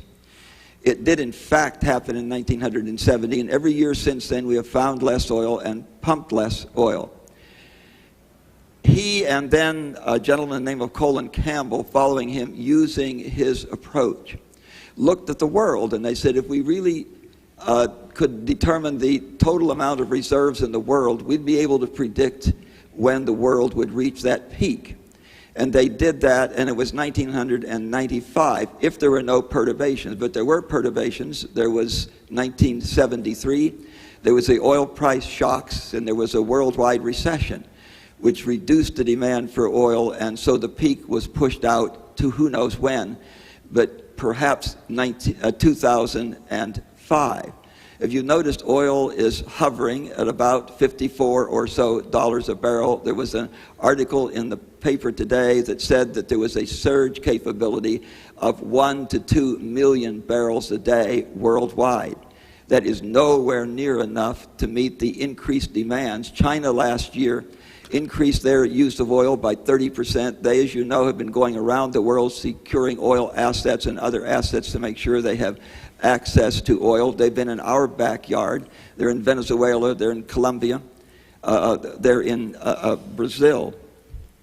I know that because oil is so important to our national economy and to our military, that you all are very concerned about this, and I would like to know, sir, if you could put me in touch with those in your organization who are concerned with this challenge. I'd be very appreciative of that. We will certainly do that. I'll personally see that that gets done. And it is a fascinating subject. You obviously have invested a lot of time in the subject. It's an important one to the country. It's an important one to the department. The other perturbations that occur, of course, is the higher the price goes, the greater investment in exploration, and the greater the conservation efforts that take place. And I assume those are perturbations that somebody developed some numbers on and tried to calculate to what extent there's elasticity there. But it's sure beyond my capability to predict it. These are all challenges, of course, that we face when dealing with this problem. The discoveries of ordinarily oil is discovered about 40 years before you reach its peak production. And as you may have noticed, there have been no major notices of oil discoveries in the last 10 years. That's because there have been none. And if you look at the world oil discoveries, they have been going downhill now since about 40 years ago. We now have very good techniques, seismic techniques for discovering oil. It's very unlikely that there's much oil out there that we haven't found. There will be a little. A couple of Congresses ago, I chaired the Energy Subcommittee on Science, and I had an opportunity to hold a couple of hearings looking at the dimensions of the problem. It's surprising unanimity among the world's experts on how much is out there. There's about 1,000 gigabarrels of oil remaining in the world. We have 2% of those reserves. We use 20 million barrels a day. The rest of the world uses 60 million barrels a day. You divide that 80 million barrels a day into 1,000 gigabarrels. That's 1 trillion barrels. That sounds like a lot. But that lasts 40 years. But that's not 40 years of running along level and falling off the cliff. That's not 40 years of a straight downturn. That's following a bell curve. And so if we are, in fact, now at what's called Hubbard's Peak, or the Great Rollover, you can expect that oil production will be relatively constant for a couple of years or so, and then it will start down slowly and then very rapidly as you fall off of that bell curve. It's unlikely, sir, that there's a whole lot of reserves out there to be found. And the elasticity, you know, oil is now gas is very much higher than it was before, and we aren't driving any less, sir. Mm-hmm. You know, there are certain demands for oil that have got to be met. I mean, you've got to have electricity, you know, you've got to run the trains, you've got to run your ships and so forth. Mm-hmm. And there's just not a whole lot of elasticity in that, and it would be really nice if the marketplace could take care of that. But I know you're addressing these questions. I'd be much appreciative if I could talk to your people who are concerned with this challenge. We'll do it. Thank you very much, Congressman. Thank you, sir. I thank the gentleman. The gentlelady from Virginia, Ms. Drake. Thank you, Mr. Chairman. I'd like to thank you, Mr. Secretary, and General Myers for being here with us today, and appreciate you returning to talk to us. And Mr. Secretary, in the time since you were here, I have had the benefit of listening to multiple combatant commanders testify since that February 16th meeting. I've read multiple analysis from CRS and CBSA, listened to multiple testimony, but it appears they're all prepared in a vacuum, and I think that's creating a frustration not only for me, but I've heard from other members of the committee. I've also read your responses to other questions from our colleagues here and on the Senate side as well. But that perception remains with us that the long-term reductions in shipbuilding, reducing the carrier fleet and the Virginia-class submarine were driven more by the budget than long-term strategic interest. Just this morning, General Magnus told us that he is concerned about our shipbuilding in the next 10 to 20 years. We've listened to Admiral Fallon describe his concerns surrounding the Taiwan Strait and China's vigorous efforts to match our fleet's capability. And we all realize the Navy is undergoing a very large-scale transformation, and we think that's good, that you're emphasizing readiness and moving towards a more mobile fleet with LSCs. But as China's fleet, as they continue to work to match our capability, I think that creates a tremendous amount of stress and concern for all of us as to whether we'll be able to match them in the future. And of course, with the wonderful work our U.S. servicemen have done in their tsunami efforts and just put a great face on us, I think it stresses we really need that presence around the globe. And I do know that Congressman Langevin has touched upon the issue, and you answered the question with a description of CSWAP and increased deployability of our fleet. But still that perception's there, that the budget is driving everything, and I'm wondering how we get the information that we need, that we feel we've made the best strategic decisions, and we're making decisions based on what our military strength should be and not our budget.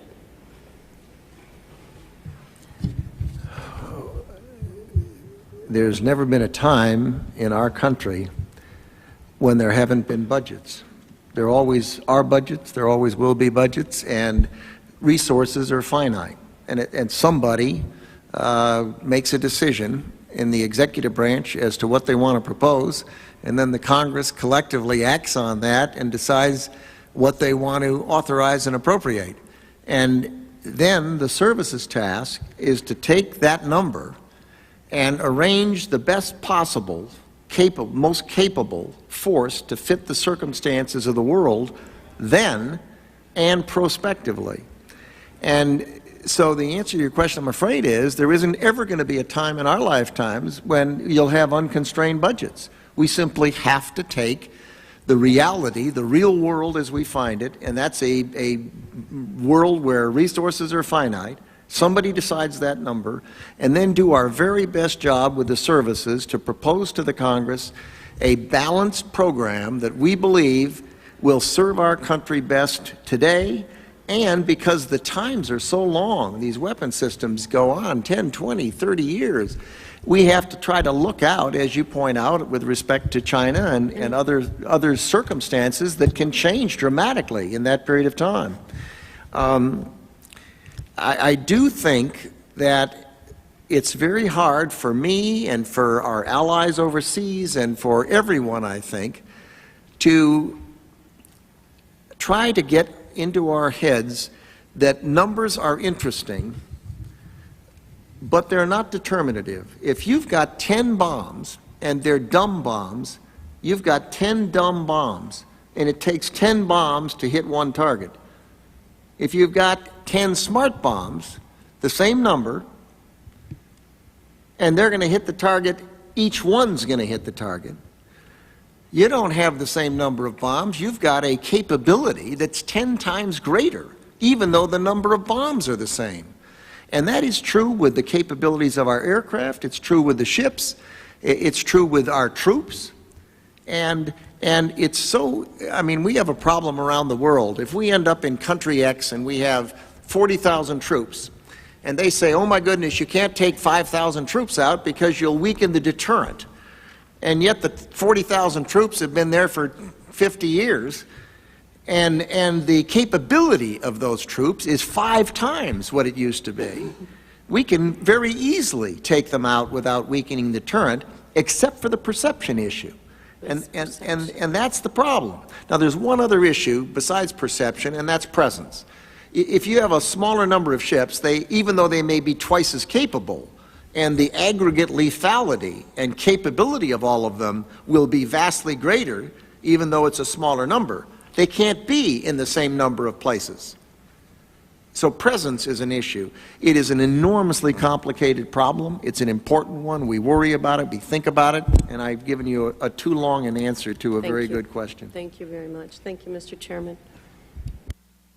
I thank the gentlelady, and we have a few members here who haven't had a chance to ask a question today. They got one a week ago, but I thought we might, since they've taken the time to be here, I thought we might let them have a chance here. And the gentleman from Mississippi, Mr. Taylor. Thank you, Mr. Chairman. And thank you very much, General Myers and Secretary Rumsfeld, for being here. Secretary Rumsfeld, I heard you say a few minutes ago, and I know you're just talking off the cuff, that we have 350 ships. No, I didn't. Yeah, you I did. said, no, I did not.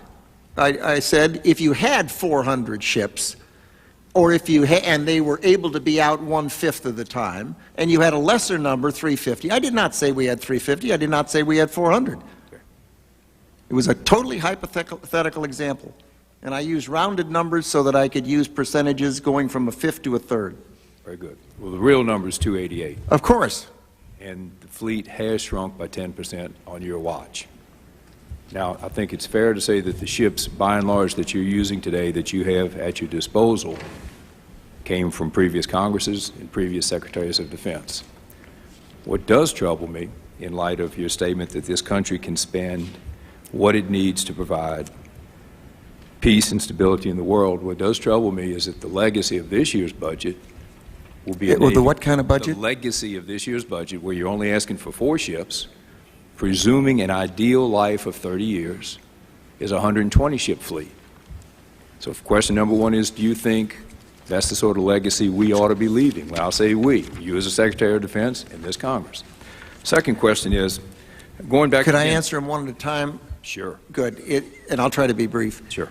And I'll bet you the chairman will let us run over if we have to. You're right on your math, but of course we're not proposing that same number of ships out. As Admiral Clark has testified, the number goes up and down from year to year, and to take one number and run it out and end up with a correct number, it seems to me, probably isn't right. Is it also fair to say that you're not building as many this year as you said you would this year? If I recall, last year's budget had you building 8 this year. In reality, you're now only asking for 4. I don't have it in front of me, but I'm sure you're correct that the number this year is different. Now, one of the problems you know is that we fund the whole ship in a year, so you have big lumps, and a ship is not a ship. An aircraft carrier is one thing, a submarine is one thing, and a coastal frigate or something is an entirely different thing, and they cost a lot less. Well, I'm also more than willing to work with you and very pleased to hear Secretary England talking about the willingness to go to multi-year funding. We ought to do that. Second question is, again, going back to your statement, we can spend what we need to provide peace. In January, 4,000 Mississippians went over to Iraq. The unit is the 155th. They trained in urban warfare, they trained in tunnels, they trained at the National Training Center, they trained for a long time at Camp Shelby. Prior to getting in theater, they did not... I'm sorry, I'm having, maybe my ears are sorry. bad, I'm having trouble hearing. Okay. If the chairman will indulge me, I will repeat myself. You said prior to something. Okay. As you know, we just sent 4,000 Mississippians to Iraq. The unit is the 155th. They trained in tunnels, they trained in urban warfare, they trained at the National Training Center in deserts. What they did not spend one day training with were jammers. In the entire time that they were training to go to Iraq, they did not spend one day prior to getting in theater with jammers. As you and I both know that over half the casualties are caused by IEDs. Mm-hmm. We both know that jammers have, in effect, a protective halo around them that is very much affected by the vehicle in front of you, the vehicle behind you, that each jammer has different capabilities.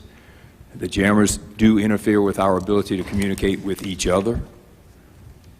And to that point, have you set a date, a target, so that future units going into Iraq will have those jammers, be able to train with those jammers before they get in theater, since we know everyone is in agreement that over half of our casualties are being caused by this and that we can prevent many of those casualties? I'd prefer to have General Myers. He's been wrestling with this along with the deputy, and it's an important subject. Do you want to respond, and then I'll add something? You bet, Congressman Taylor. And let me just enlarge the problem just a little bit. I'm going to check on the 155th because they should understand what that kind of capability can bring to them. And so if they didn't get trained in that, that's just... If I may, General Myers, right. It's actually a little worse than that. General Casey was good enough to come visit with us. He has not yet set a requirement towards that goal. Now, what he's saying is it is driven by the lack of jammers.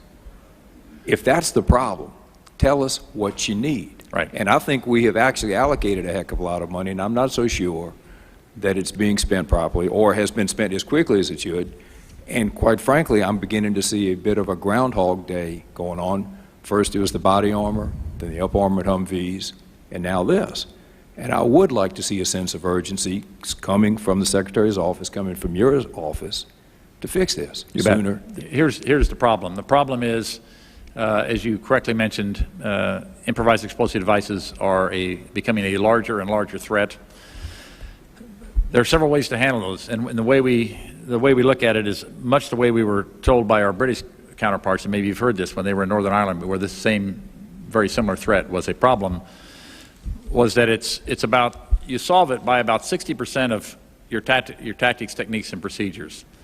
I'm confident the 155th was benefited from all the information in theater on how to tactically approach the problem. And so commanders on the ground have, and how they employ their forces is by far the way you deal with this kind of threat.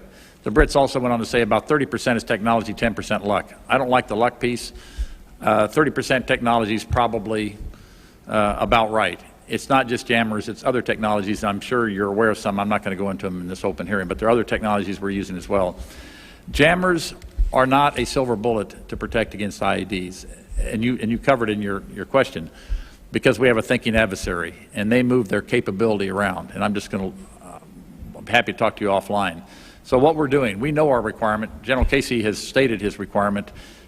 We know the number of current systems that are required. It's not an issue of money. We have an IED task force that worries about, that's led by the Deputy Secretary of Defense, that worries about nothing but this, and it's not a money issue. Where we're putting a lot of our emphasis is try to get ahead of the problem and not behind the problem. We can produce jammers today that work the problem that we had yesterday, but will have no effect on the problem we're going to see around the corner, because we have a thinking adversary who moves their capability around. And I'll show you after the hearing. I can show you where we're going. So what we're trying to do is get ahead of the problem in terms of the technology, specifically jammers, so we can deal with this. In the meantime, we are producing at as my understanding is, because I've been pressing this the last several days, at the rate that the manufacturers can sustain right now, which is fielding them fairly rapidly. Let me, the gentleman will yield for a minute on this issue, because this is an important issue to the gentleman, but something I think would be appropriate at this time.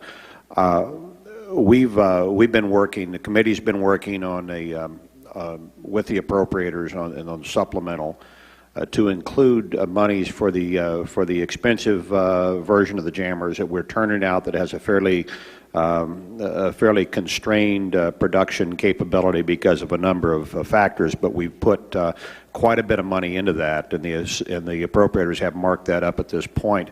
But we've also developed a new capability that has been very promising, that's tested out, that finalizes up at Yuma in the next couple of days.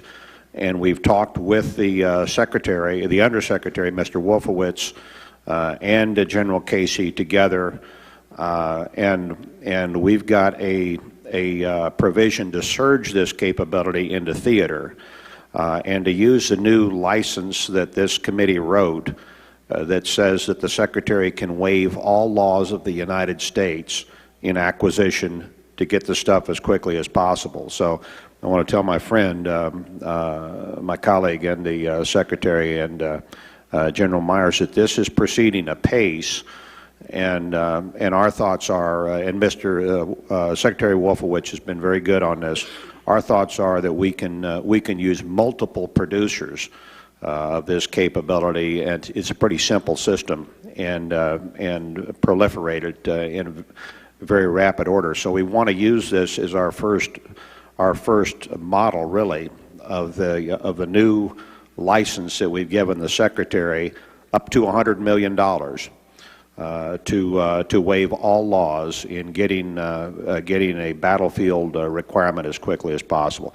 Right now, we think we've got that moving apace, and we should have this thing up and running very quickly. I've talked to General Casey about that after you talked to him. To get back to Congressman Taylor, in fiscal year 04 and 05, we spent over $300 million so far on jammers, with another over $400 planned to be expended in 05. So this is not, it really isn't a question about money. It's a question about what we need to protect folks in the future, and not build systems that protect for things that were attacking us last month or last year, because they're smarter than that and they move. So we've got to be smart too. General, with all due respect, it's things that are killing Americans probably today, and probably tomorrow, and probably next week. We went through this with body armor. We went through this with the Humvees. At some point within the Pentagon, someone pointed at a calendar and said, we're going to fix the body armor problem by this date, and it got fixed. At some point, someone pointed to a calendar and said, we're going to fix the up-armored Humvee problem by this date, and it's almost fixed. What I'm asking is that we make the same sort of commitment on jammers, so that the next units aren't rotated into theater without having properly trained with this. And that's our commitment. That is my request. You bet. That's our commitment. You bet. I thank the gentleman. I want to engage the gentleman too as we move down the line with this production. We're going to be, the committee's going to be walking some factory production lines with our teams as this thing goes into production. The gentleman from New Jersey, Mr. Saxton, also had a few questions. Thank you very much, Mr. Chairman, and Secretary Rumsfeld, General Myers. Thank you for being here with us again. Thank you. We appreciate it. My question has to do with the Aeronautical Defense Industrial Base. We've spent a lot of time today talking about what we're doing today, and you have both alluded in different answers to your concern about the future and how we deal with years as we look forward. This is a concern which has recently become a concern of mine, and I guess we should be able to look forward ahead, but sometimes things just happen to remind us of the importance of making plans for the future, and maybe we are, and if we are, I'd like to know how. When I was first elected to Congress, I went out to my hometown Air Force Base, McGuire Air Force Base, and I saw what sticks in my mind is about 60 C-141s sitting out there. And due to my total inexperience with acquisition, I looked at those airplanes and I never thought they might wear out. And I came here, and I remember sitting down where Jeff Davis is, and I started to hear about C-17. It was in its design phase at that time. And today, 20 years later, we have a fleet. It's a great airplane, produced, of course, out in neighboring city to Mr. Hunter, Long Beach. And then I've had more recently conversations with some fellows that fly F-15s and F-16s and F-18s, and all of a sudden recognized, hey, these airplanes are almost worn out, and we've done something pretty good. We've produced the F-22, and the joint are producing, getting ready to produce the F-22 and the Joint Strike Fighter to replace those old birds. Now, here's my concern. It was proposed, or is proposed, I guess, to stop production of C-130Js, although your answer to a previous question today made me feel a little better. The C-17 is either going to stop at 180 or some higher number. I keep hearing 222 or 223. But even so, that line goes down at 223 somewhere around 2012 or 2013. And of course, then there's the issue of the tanker, which now I guess we're going to compete and we're going to have a competition, which I guess involves apparently foreign competition, presumably with a foreign company that's either subsidized or controlled by some other government. And when I look now at the talk for a minute about the bomber fleet, the B-1 is doing a great job. But I think we've modernized the fleet and reduced the fleet to 60 modern airplanes, which are doing a great job. And of course, we've got 21 B-2s. But just like that C-141 airplane, these airplanes aren't going to last forever. So here's my question. We're going to have a new bomber someday, and I know that the plans will be made to produce it. My concern is whether or not we're going to have an industrial base to do that job. And I'm just curious about what your thoughts are. Same subject. Well, let me start. It's amazing to me when I think back. When I was Secretary of Defense 30 years ago, the F-16 and the F-15 were just coming on. I approved the M1 tank and the B-1 bomber, and I'm back and they're still there. It's amazing how long they last, and the B-52 preceded. That proves you can get a lot of work out of some things. That's right. You and those bombers. The B-52, of course, preceded me, and it's still going strong. Now, that weapon system. Now they're new planes, and they have to be recapitalized. But all I can say is, you're right. If you want as the Congressman said about ships, same thing on aircraft. If you want a fleet of some number, and you don't buy some number each year, you're going to end up with a different size fleet. And the Air Force is going to need to be recapitalized. That's just the reality of it. They don't last forever. And partly it's the wear and tear on the aircraft, and partly it's the evolution of aircraft on the part of other countries, potential threats that evolve and improve in ways that force you to address it. And it's very, very expensive. The cost of these airplanes, I mean, that F/A-22, I think right now they're looking at something in excess of $250 million a plane. And so that's real money. My recollection is the F-16, when we were doing it 30 years ago, was something about $10 or $12 million an airplane. Oops, I guess I'm wrong. It's where is it? I can't see it. $257 million for an F&A at the moment.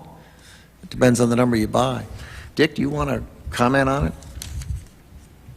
Well, the one thing about the bomber I know is that the Air Force is looking at that. I don't know if you want the specifics on that, but I know that the Air Force is looking very holistically at what might replace the B-1 or the B-2 in the future. On the industrial base, most of my knowledge there is in the space side of it, because when I was commander of U.S. Space Command, there was a study commission to look at the space industrial base. And then when I became the vice chairman, I think they reported out. And I remember at the time that was not a particularly satisfying picture, as our industrial base started to contract somewhat in our ability to produce the kind of systems in space that we thought we might need. And this include the launch systems as well, not just the on-orbit assets. That was a concern.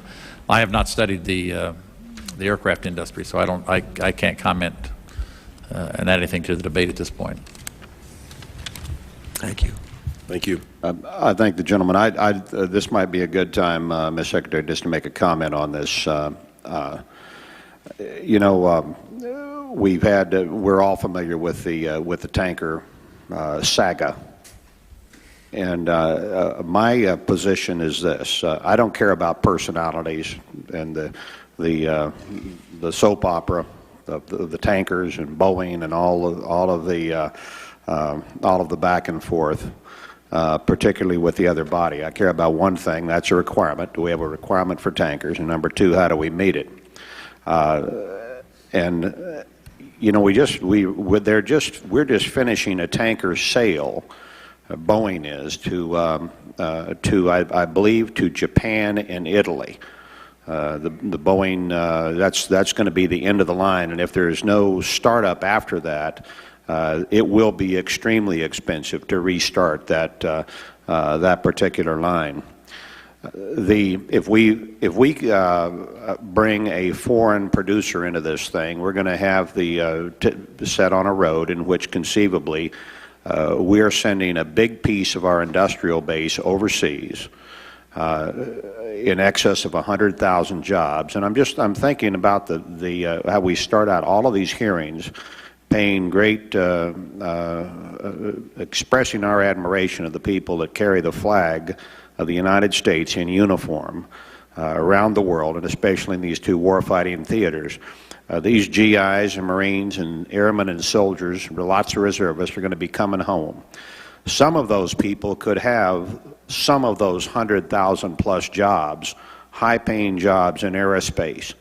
And the idea that we're going to contemplate giving those jobs to workers in France, which refuse to take the places that American soldiers are filling in these very difficult, dangerous warfighting theaters, and at the same time contributing to at least a potential stagnation of our aerospace industrial base that will leave us in a position where it's more difficult for us to produce the next generations of these species of aircraft that Mr. Saxton referred to. It doesn't make any sense.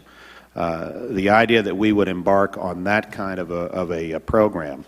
If the other body, the Senate, is worried about overpricing of tankers, why can't we take the blue book that's been established by the last couple of sales to Italy and Japan, or put together a blue ribbon panel of American businessmen who scrub the sale, scrub the proposed contract, and if they don't think that the contract is a fair one, that the price is a fair one, that it gives you enough of an economy of numbers below the rates that other countries are paying for the American tanker today, then they can come up with another recommendation. But I would just hope that that the idea of sending this work, this massive piece of high-paying work offshore, when we're going to have lots of GIs coming back that would like to have some of those jobs, along with the idea that it's that we can accept that kind of a chunk taken out of a very lean industrial base right now. I would hope that you wouldn't accept that, and that you would push back. And I can tell you, from my perspective, and I don't know how many people will join with me, but I'm going to certainly push back on the idea of sending this work offshore. I think it's absolutely wrong. So I would hope that you don't contemplate that. And let me ask you, do you have some pretty serious people evaluating that piece of the question that Mr. Saxton pointed to? That is, what does it do to our industrial base and our capability of building these new species of aircraft in the future if we send this stuff offshore, these big pieces of work? It's I mean, clearly, your first choice is to recapitalize the force on a continuing basis so that you preserve your industrial base rather than fits and starts, which obviously are terribly difficult for industry to cope with. And with respect to the tanker, you correctly characterized where we are. The Congress had different views as to what should be done there, and there was the difficulty with Boeing. We're now in the process where there are, I think, 2 more studies that are being completed. One is the mobility study, a piece of it, and then there's a second one that is in the, I think it was the study of alternatives that's in its final stages. And the decision has been made that we will then compete it and see what happens. The Congress will have an important voice in it, and the executive branch will make recommendations. I don't know the timing on that. Do you offhand? I do not know that, sir. No. But both of you have raised a very important point, and it's a matter that we have to be attentive to. As I recall, when we and I know we need to move on and let Ms. Davis ask her question, and so we'll get right to her. But as I recall, the final conference report on the tankers, the Senate had the competition requirement. I'd ask Mr. Rangel to correct me on this if I'm wrong, but the Senate had the competition requirement, and that requirement, that express requirement, was stricken in the conference. Is that right, Mr. Rangel?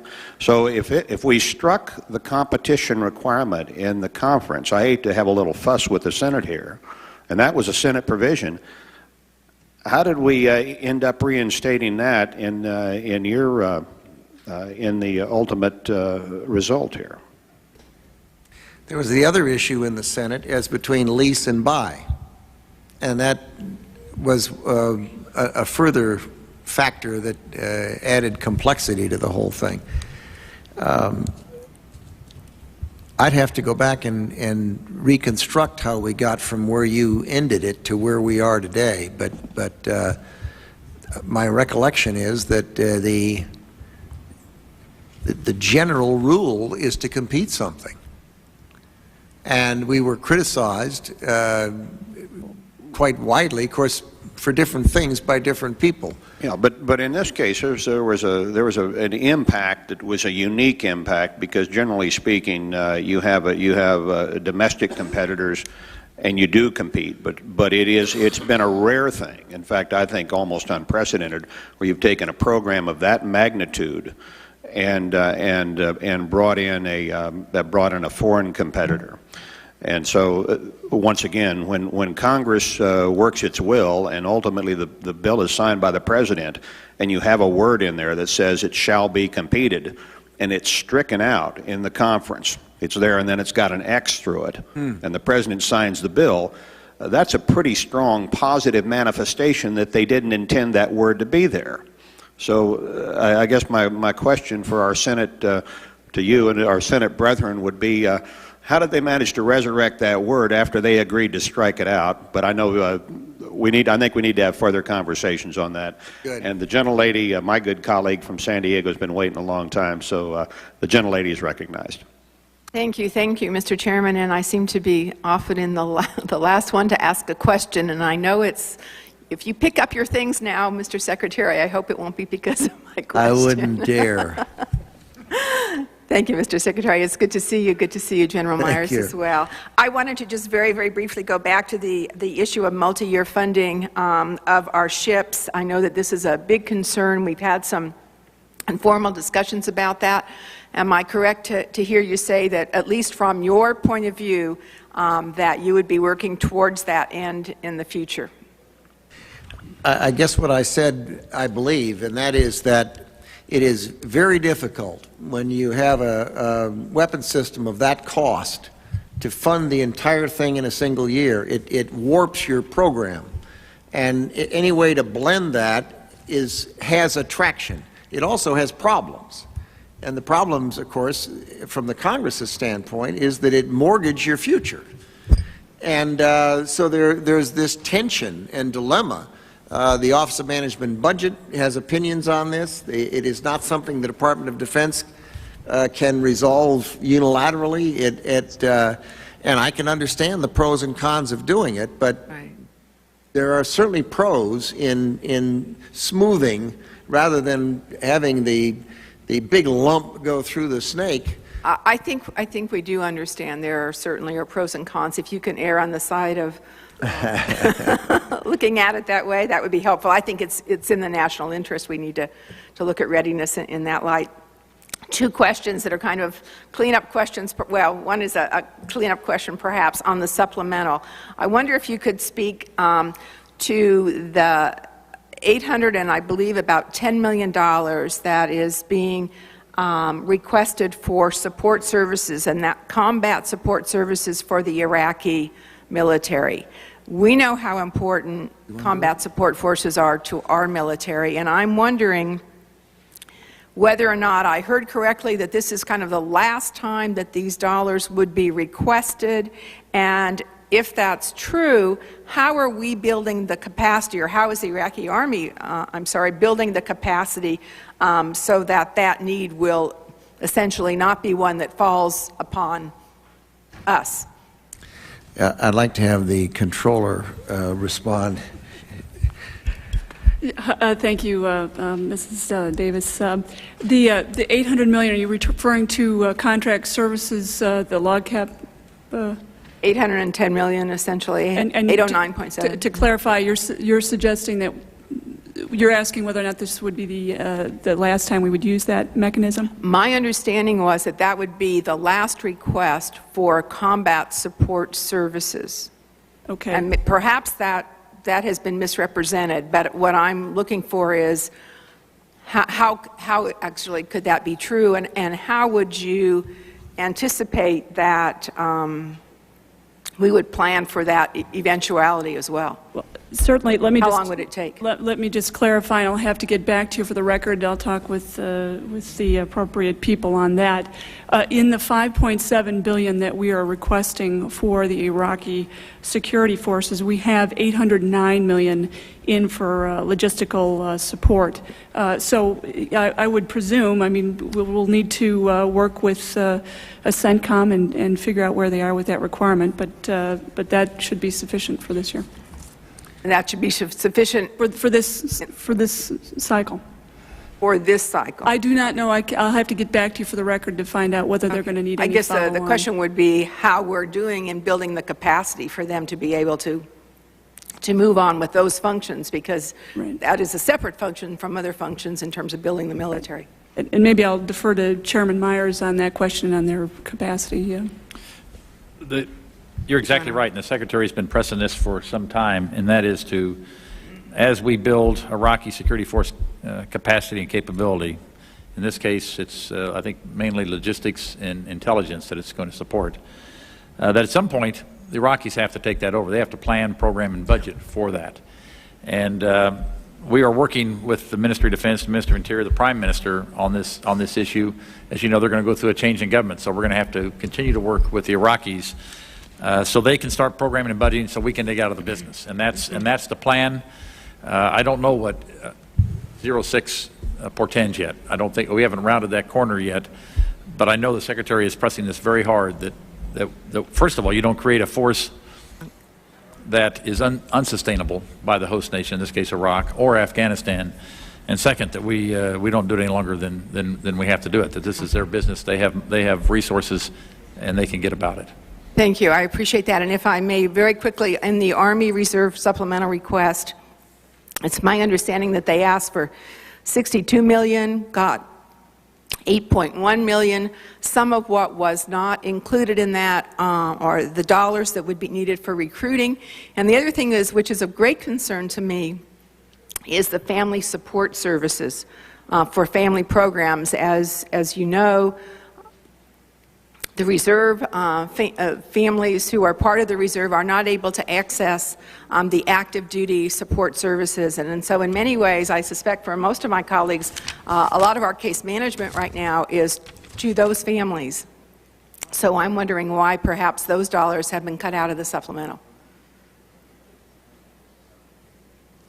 If there is in any service that needs additional funds for recruiting and retention, there will be a reprogramming to take care of that. We simply have to do that. And I'd be surprised if there is a shortfall, but there won't be. As the year goes along, you can be sure there would be a reprogramming that would take care of that. I agree with you on the family support. I don't know the specific reference you're making, but that is something that is just enormously important. It's important for the active force, to be sure, but the active force tends to be located together and tends to have a support system, whereas the Guard and Reserve may come from 3 or 4 different states. They don't have that kind of a support system, and we simply have to do everything humanly possible to see that we provide that in a way that makes sense, and it is something that's very high on our priority list. Thank you. I hope we can work to be sure that if they need those dollars, that they're there. Thank you. I thank the gentlelady. The gentleman from Kansas, Mr. Ryan. Thank you, Mr. Chairman. First of all, let me thank General Myers for being here, and Secretary Rumsfeld. I know you've had a long day, but thank you very much for being here for our questions. I have actually 2. I'll begin with the first one. So with regard to Army transformation and global repositioning, I know those are top priorities in the coming years. As part of this, it's my understanding that the Army has 2 divisions that will be returning from Germany at some point. Could you shed some light on sort of the timeline that you're looking at with those divisions coming back? I can't. And the reason is twofold.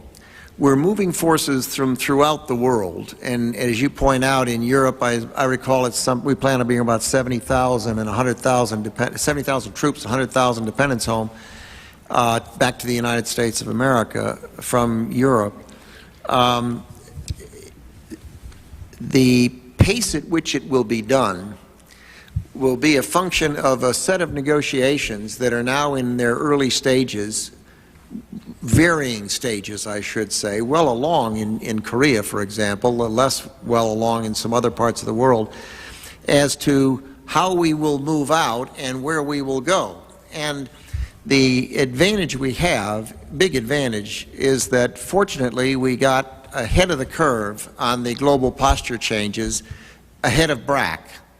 And therefore, the number of bases that might be closed or adjusted downward in some way will be considerably fewer, because we already have solved the problem of what we're going to bring back. And but where they will go and what the timing will be, the second factor is a simple one, and it's money. There are some funds in BRAC, but then there's also military construction funds. And what we'll have to do is to ask ourselves, what do we ultimately decide, Congress and the executive branch, that we're going to have to close, and therefore what will we be moving around, and what will it cost, and how much of it do we want to eat each year? How fast do we want to do it? There's advantages to speed, reduced force protection costs, and fewer permanent changes of station, less disruption on lives. There's a lot of advantages to doing it fast. And the disadvantage, obviously, is that in movements like this, the cost is up front and the savings lag. And so until we can work with you all in the Congress to decide what that pace ought to be, we can't answer the question, except my instinct always is, let's do it faster rather than slower.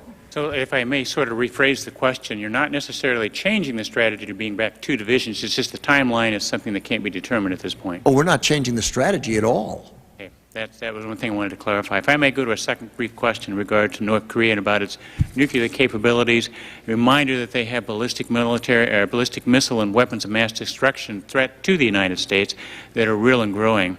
In light of this evolving threat environment, what is your outlook for the development of global missile defense system to address perhaps the problem or the threat we might have with North Korea?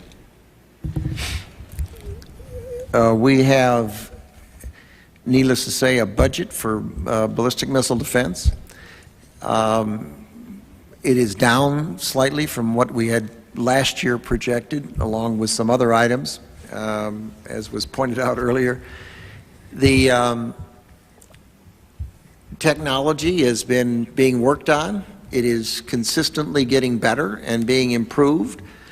It is leading-edge technology, and we had a couple of instances that General Myers can comment on recently where we didn't have failures, but we did not have a launch because of a, I guess it was a micro switch that didn't allow. Actually, that's changed, sir. It was a micro switch, they thought. Now they think the actual arm did not retract for whatever reason. They were both silo-based problems. One was in the computer program and one was perhaps in the hardware. So, and on the other hand, we just had the successful ship-based launch. Correct, of the Standard 3 missile. And we are anticipating that we will have a early, modest ballistic missile defense capability deployed this year, and then it will have been tested out, and on the other hand, it will still be in the early stages. It will still be in a developmental stage, if you will. That's not unusual. If you think of our Predator weapon system, it was developmental, and we've been using it extensively, and it's been doing a very good job for us. So it's not the first time we would be mixing something that was developmental and actually using it on a battlefield. Well, let me just close by saying I want to say appreciation to not only what you're doing, but what General Myers is doing for your leadership and what you have done to help our country. And I return my time back to the chairman. Well, I thank the gentleman and Ms. Secretary. Our last person to be recognized here is the gentleman from Texas, Mr. Conaway, a new member of the committee who's got lots of troops in his district. We're right up close and personal down Exactly. here. Exactly. Well, one of the highlights so far of serving on this committee is being eyeball to eyeball with you and General Myers for this time frame. I will not ask any questions at the risk of replowing ground that you've been at it 2.5 hours, but I would like to make one comment.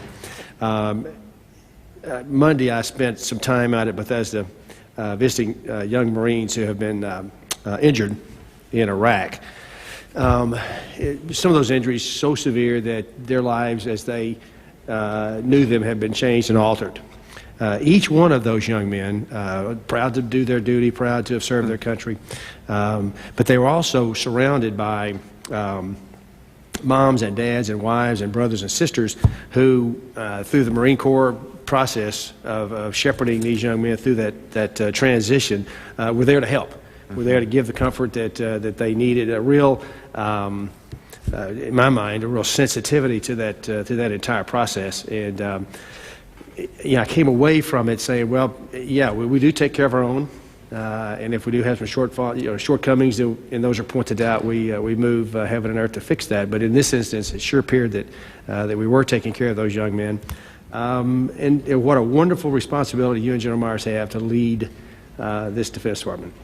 An incredible corps of dedicated professionals that defend this country. I just can't imagine how much pride you must have in doing that, and thank you for the job you do. Mr. Chairman, with that, I'll yield back the remainder of the time. Well, thank you very much, Congressman. None of us ever leave those hospitals except coming out inspired at the courage and the professionalism and the pride that those young men and women feel in what they're doing and in the strength of their families. It's just wonderful to meet the families and the support they're given. What we've got to do is make sure that as they leave there and go back into the community in one way or another. Fortunately, we're able to keep a lot of them in the military, even with severe wounds. One of them with a leg went off, and he's gone through jump school and is back on duty. But those that do leave the service then go into a different environment, and we're going to have to work very closely with the Veterans Administration to make sure that their circumstance as they leave is supported by a operations center that's been set up very recently. It's called a Military Severely Injured Joint Support Operations Center that will supplement the work that's being done by the services. But I thank you very much for your comments, and I appreciate it. It's probably worth noting again that there's an Army captain who was wounded in 2003 in Iraq, lost a foot, and he's rejoined his unit, and my understanding he's back in Iraq now by choice to go back with his unit. Well, if I could add two to that, we had a personnel committee hearing the other day, and we had a young airman who lost a foot in Afghanistan. He is now back on active duty with the Air Force Security Corps and has run a marathon. Young Marine Sergeant, maybe the same one you and I are talking about, lost a left foot. He went to jump school. They made him requalify. He qualified. They got to jump school. They didn't believe him. They made him do it again. Finished first in his class. Right. Right. So incredibly inspiring young men, and I suspect young women as well throughout this entire Corps. You bet. You're right about there are some women that have been severely injured, and they're just as inspiring. My wife just came back from Vail, Colorado with 20 wounded who were skiing with legs off and arms off, and one was blind. I think it was 20, and I think 2 of them were women. You're quite right. There are women as well as young men. And the town of Vail, the merchants, the ski valley, whatever it is, the corporation, instructors, clothing stores, all turned out excuse me, and provided just a wonderful time for these young folks. It was just spectacular. Excuse me. I thank the gentleman, and I know the ranking member had some closing comments. Well, let me thank you again, Mr. Secretary and General, for being with us again. Appreciate it.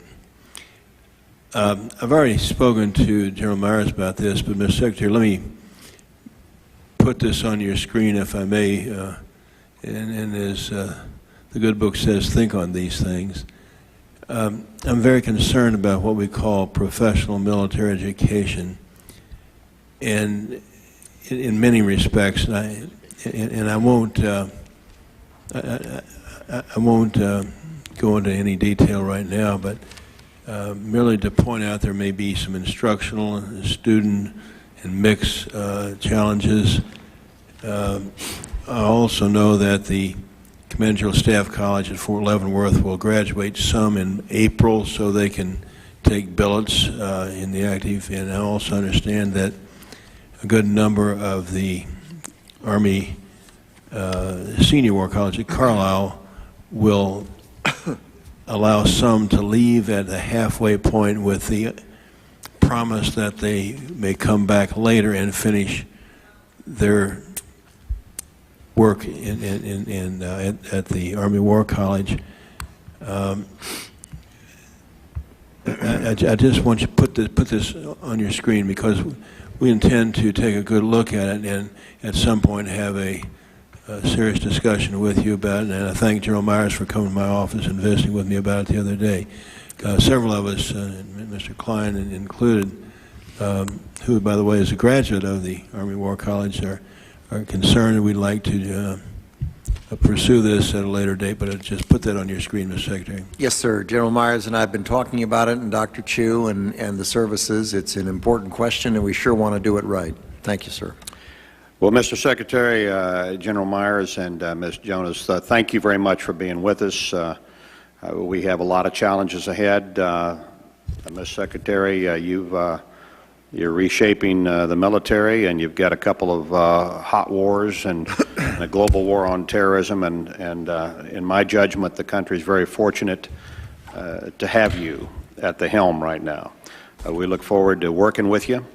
I hope you especially help us walk through this new rapid acquisition capability that we've now have at your disposal, especially with these new force protection measures that we're taking out of the box right now. So we'll go to work with you. Thank you very much for coming with us and being with us today, and staying until the very last member got his question answered. We appreciate it. Thank you, sir. And the hearing's adjourned. Thank you very much, Mr. Chairman.